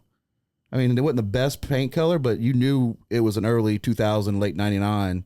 But I miss seeing a Chevy Extreme. You know, like just to I like seeing older than that. But that's my generation. Right. Like I mean, like I said, I was born in '86. Well, one of the funny stories is, we would take the kids with us when we could to go pass out flyers at shows, and we went over to Louisiana to a show that was in a Winn-Dixie parking lot, and I went one way and my wife and the kids went another way, and we were gonna hit them from both sides, and my phone rings, and Misha said, "Hey, you may want to walk back over here. There's some bikers that are upset." And I'm like, okay. So I truck across the parking lot, and this guy's like upset because my son called him a jerk. And Landon's probably 6 at this point at best. And he had handed him a flyer, offered him a flyer. The guy took it and said, "Oh, we don't do car shows," and threw the flyer in a trash can. And Landon went over to the trash can and pulled the flyer out and said, "Well, you don't have to be a jerk. These cost money." And the guy got upset about it. And I was like, well, you didn't have to take it if you didn't want it. And yeah, you were being a jerk. I don't care how many of y'all there are. But it's a cultural thing, and there, Landon is to the age now where he's even more interested in vehicles. He's told people since, he was 6 and 7 years old that he was one of the owners of Scrapin The Coast. Because when I die, he gets it. He gets to take over, and then, and I guess he's right because, Myles has little Myles, Eric has Alex, Tammy and Greg had Lauren, and she is a true asset to us. She does more stuff than I'll ever know how to do when it comes to this stuff. Some of the stuff she handles and juggles, I don't see how she does it with a newborn child. I really don't. Greg's got you still messed up bad, huh? I miss him. Yeah. I do because he'll stop. He's so wild, he'd stop in the middle of the road. He'll stop you. Yeah. Like, if he likes your vehicle, he would stop you. If he liked something that you had, he's going to chase you down. Yeah. It wasn't all smooth sailing with us. I mean, there were times to where our last words to each other weren't nice whenever we would leave a meeting. We would fight continuously. But his passion, he wanted everybody to have the same passion and the same dedication to the show scene. And it was really hard because, he had his little trophy shop and he could be on the phone all day. Just like, Myles has his shop and he could be, he can answer the phone and, he can leave his shop when he needs to. And, myself and Eric and John, we all work jobs for other people. I was in the retail field. Eric was selling cars and doing fleet management. And John was a designer for Keith Huber. And, never could get it through Greg's head that, we can't just drop everything and run. But so we had our issues. There's no perfect relationships and marriages or partnerships. But I do miss him because I know the person that he was. And I know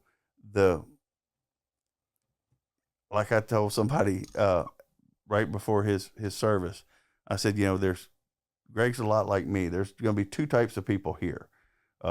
And I've always said it for me, there will be 2 types of people at my service. There's going to be those that are going to come because they're going to miss me. And there's going to be those that come because they want to make sure I'm dead. And Greg was that person. You either loved him or you hated him. There was no gray areas. You loved him or hated him. And, as much as we fought and were at each other during the 20 years of our business, all he had to do is pick up the phone. I'm there, and I knew the same thing with him. And as far as, I've never met a person that was more giving. He would stop what he was doing to pay somebody a compliment to make them feel good about their vehicle at a show. he would see people struggling with a build. And I know on several occasions that he shipped them, air compressors for their ride, for their build. Why did he do it? Because he could. He was. But y'all created something really great, and it's continued to grow. And that's like the cool thing. Scrapin The Coast will go down as a landmark for Biloxi. Like it will. It will be it's already started. Crazy to look back at, like, when I got into it, because I was, like I said, it was such a different time. I mean, we just wanted a place to hang out with our friends with cars. Right. That's all we wanted. We got tired of getting kicked out because they got certain. What it was, they got so much about kicking us off now. Then we just couldn't have everybody part. We tried to do it at people's houses. It's impossible because we always rode in packs. Right. And that's something that Scrapin The Coast, well, I'll always be grateful for Scrapin The Coast is, I wasn't the big cruising the coast guy. My stepdad at the time, he had a couple antique cars, but I always enjoyed JDM cars. I always enjoyed, that was me. I liked a good 1.6 motor. It's still this day. That's why I'll never get rid of the Scion. My brother called my mom probably a few months ago, needed a car. And I was like, and wanted me to give the Scion because I knew he called me for something. And then my mom called me like, "You gonna give him the car?" I said, "No, not at all." Well, there again, it like my dad used to tell everybody, if everybody liked the same thing, I wouldn't have your mama. That's good. And that was it. That's the thing. People come up to me and they'll ask me like you did, what's your favorite type of car? Or what's your favorite type of truck? And I will instinctively go, well, which one is yours? Well, that's my F-150 Lightning. I love those. It's true. And I'll tell everybody that I love their vehicle because that's you. I was a Chevy guy up until this last vehicle. And I jumped ship and went with a Ram. And just because you have that big 32-inch screen in the front. Well, I was waiting. In fact, I sent a picture of it to John Landry and said, "Okay, I'll give you first dibs on giving me a ration of shit for driving a Ram." I'll tell you what, though, I have to say that I love that interior of the Rams. I do. I will stand before God and tell everybody that truck is probably my second favorite, almost first favorite truck that I've ever had. I loved my Avalanche. Don't get me wrong. My Avalanche was, if they made it with a gas engine, I would go back to it and I'd have both of them. But the thing that impressed me the most with the Ram was I'm a big guy. I'm 6'3". I like to lay my seat back a little bit when I'm riding. I like to be comfortable. I can get in the back of my truck and the seat behind my seat, where my seat is in the driving position, and I'm comfortable. And that did it for me. It's because your son drives, and you just sit in the back now. No, I'm just kidding. Once he starts driving, I'll have my little helmet on and my mouthpiece. So let's hit this one. So first off, guys, if we didn't mention you and you're a big part of Scrapin The Coast, comment below. Reach out to, and I'll put Scrapin The Coast links in there. What can we go over before we end this? Can we go over entry? How can they sign up? Friday, Saturday is registration and judging. This year, the one thing that we're changing is to try to keep people off the street in Biloxi. Friday night, we're actually opening the event at 2:00 on Friday to spectators, which we haven't done. And we'll have the show open from 2 to 8 or wherever it ends up. Saturday and Sunday, normal times, spectators, we have a weekend pass. It's $40 or it's $20 a day. It's a good time. You want to do the $40? That's 3 days. You want to do the $40? Yeah, that's a Friday, Saturday, Sunday, and you're good. Because I made a mistake one time, and I did a 1 day. I've done a 1 day because you don't know if you're going to come back. Right, and then you kick yourself. Yeah, I should have just had that. For $40, you get in 3 days. What is that? $13, $13.50 a day. Yeah, you want to come out and hang out Friday because Friday's going to be probably the most relaxed day of the show, because everybody's coming into town, everybody's setting their stuff up, everything's going to be fresh, and just a laid back scene where nobody's looking for a place to go hang out to where they're going to get run off. We're just going to have a nice get together.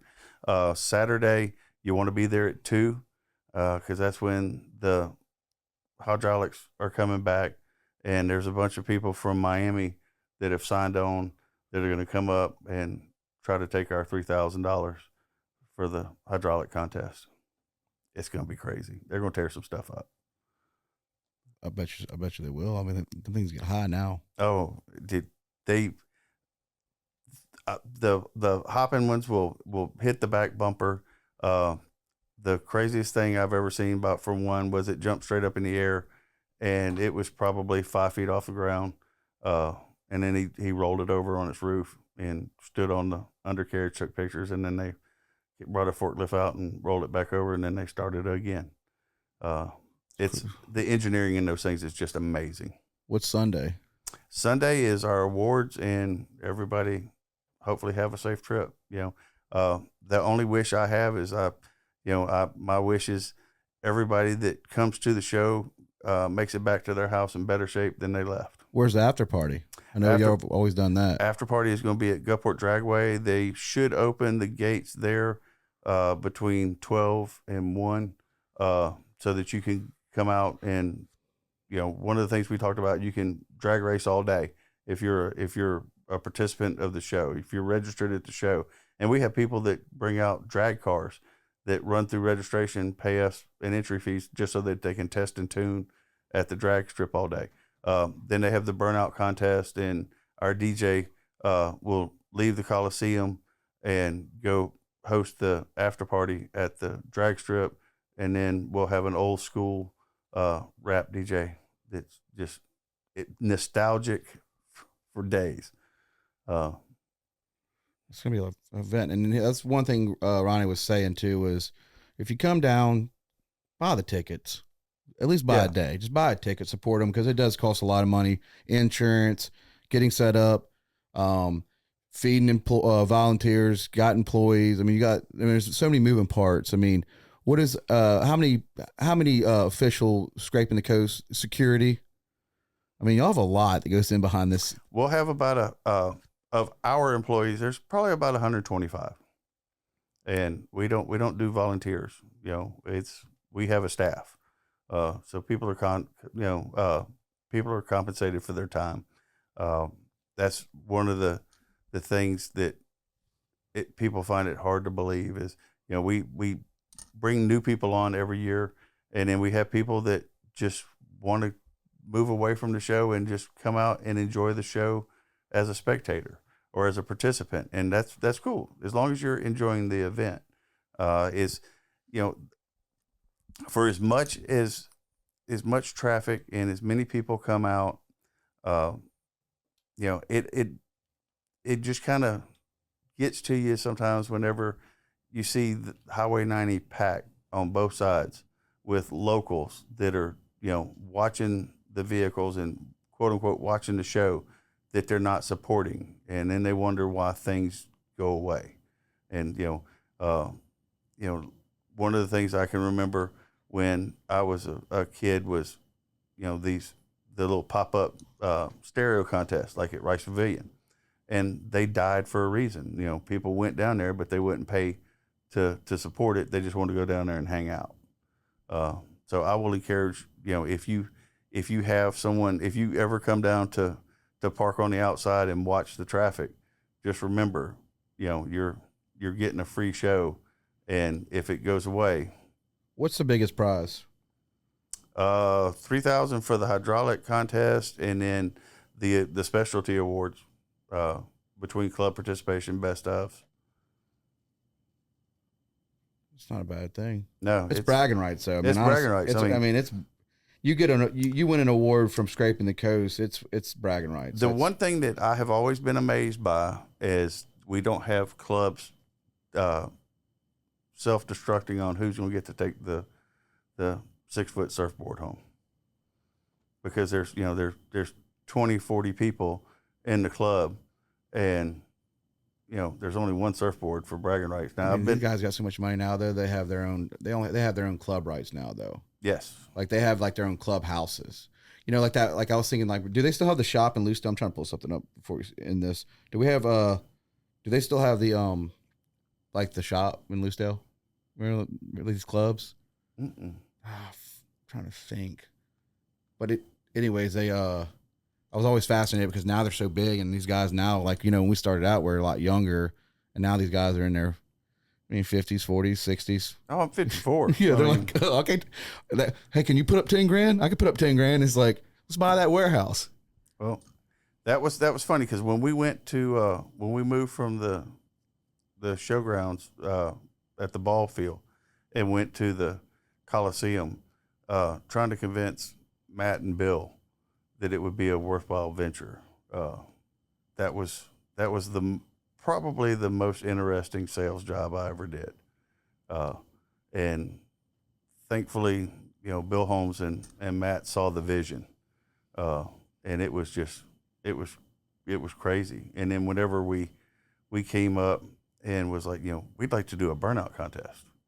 And I was expecting Matt to explode. And he jumped up and came out from behind his desk, and he's like, come get on my golf cart. And we ran around to the side of the building where the maintenance shop was, and there's a concrete pad there.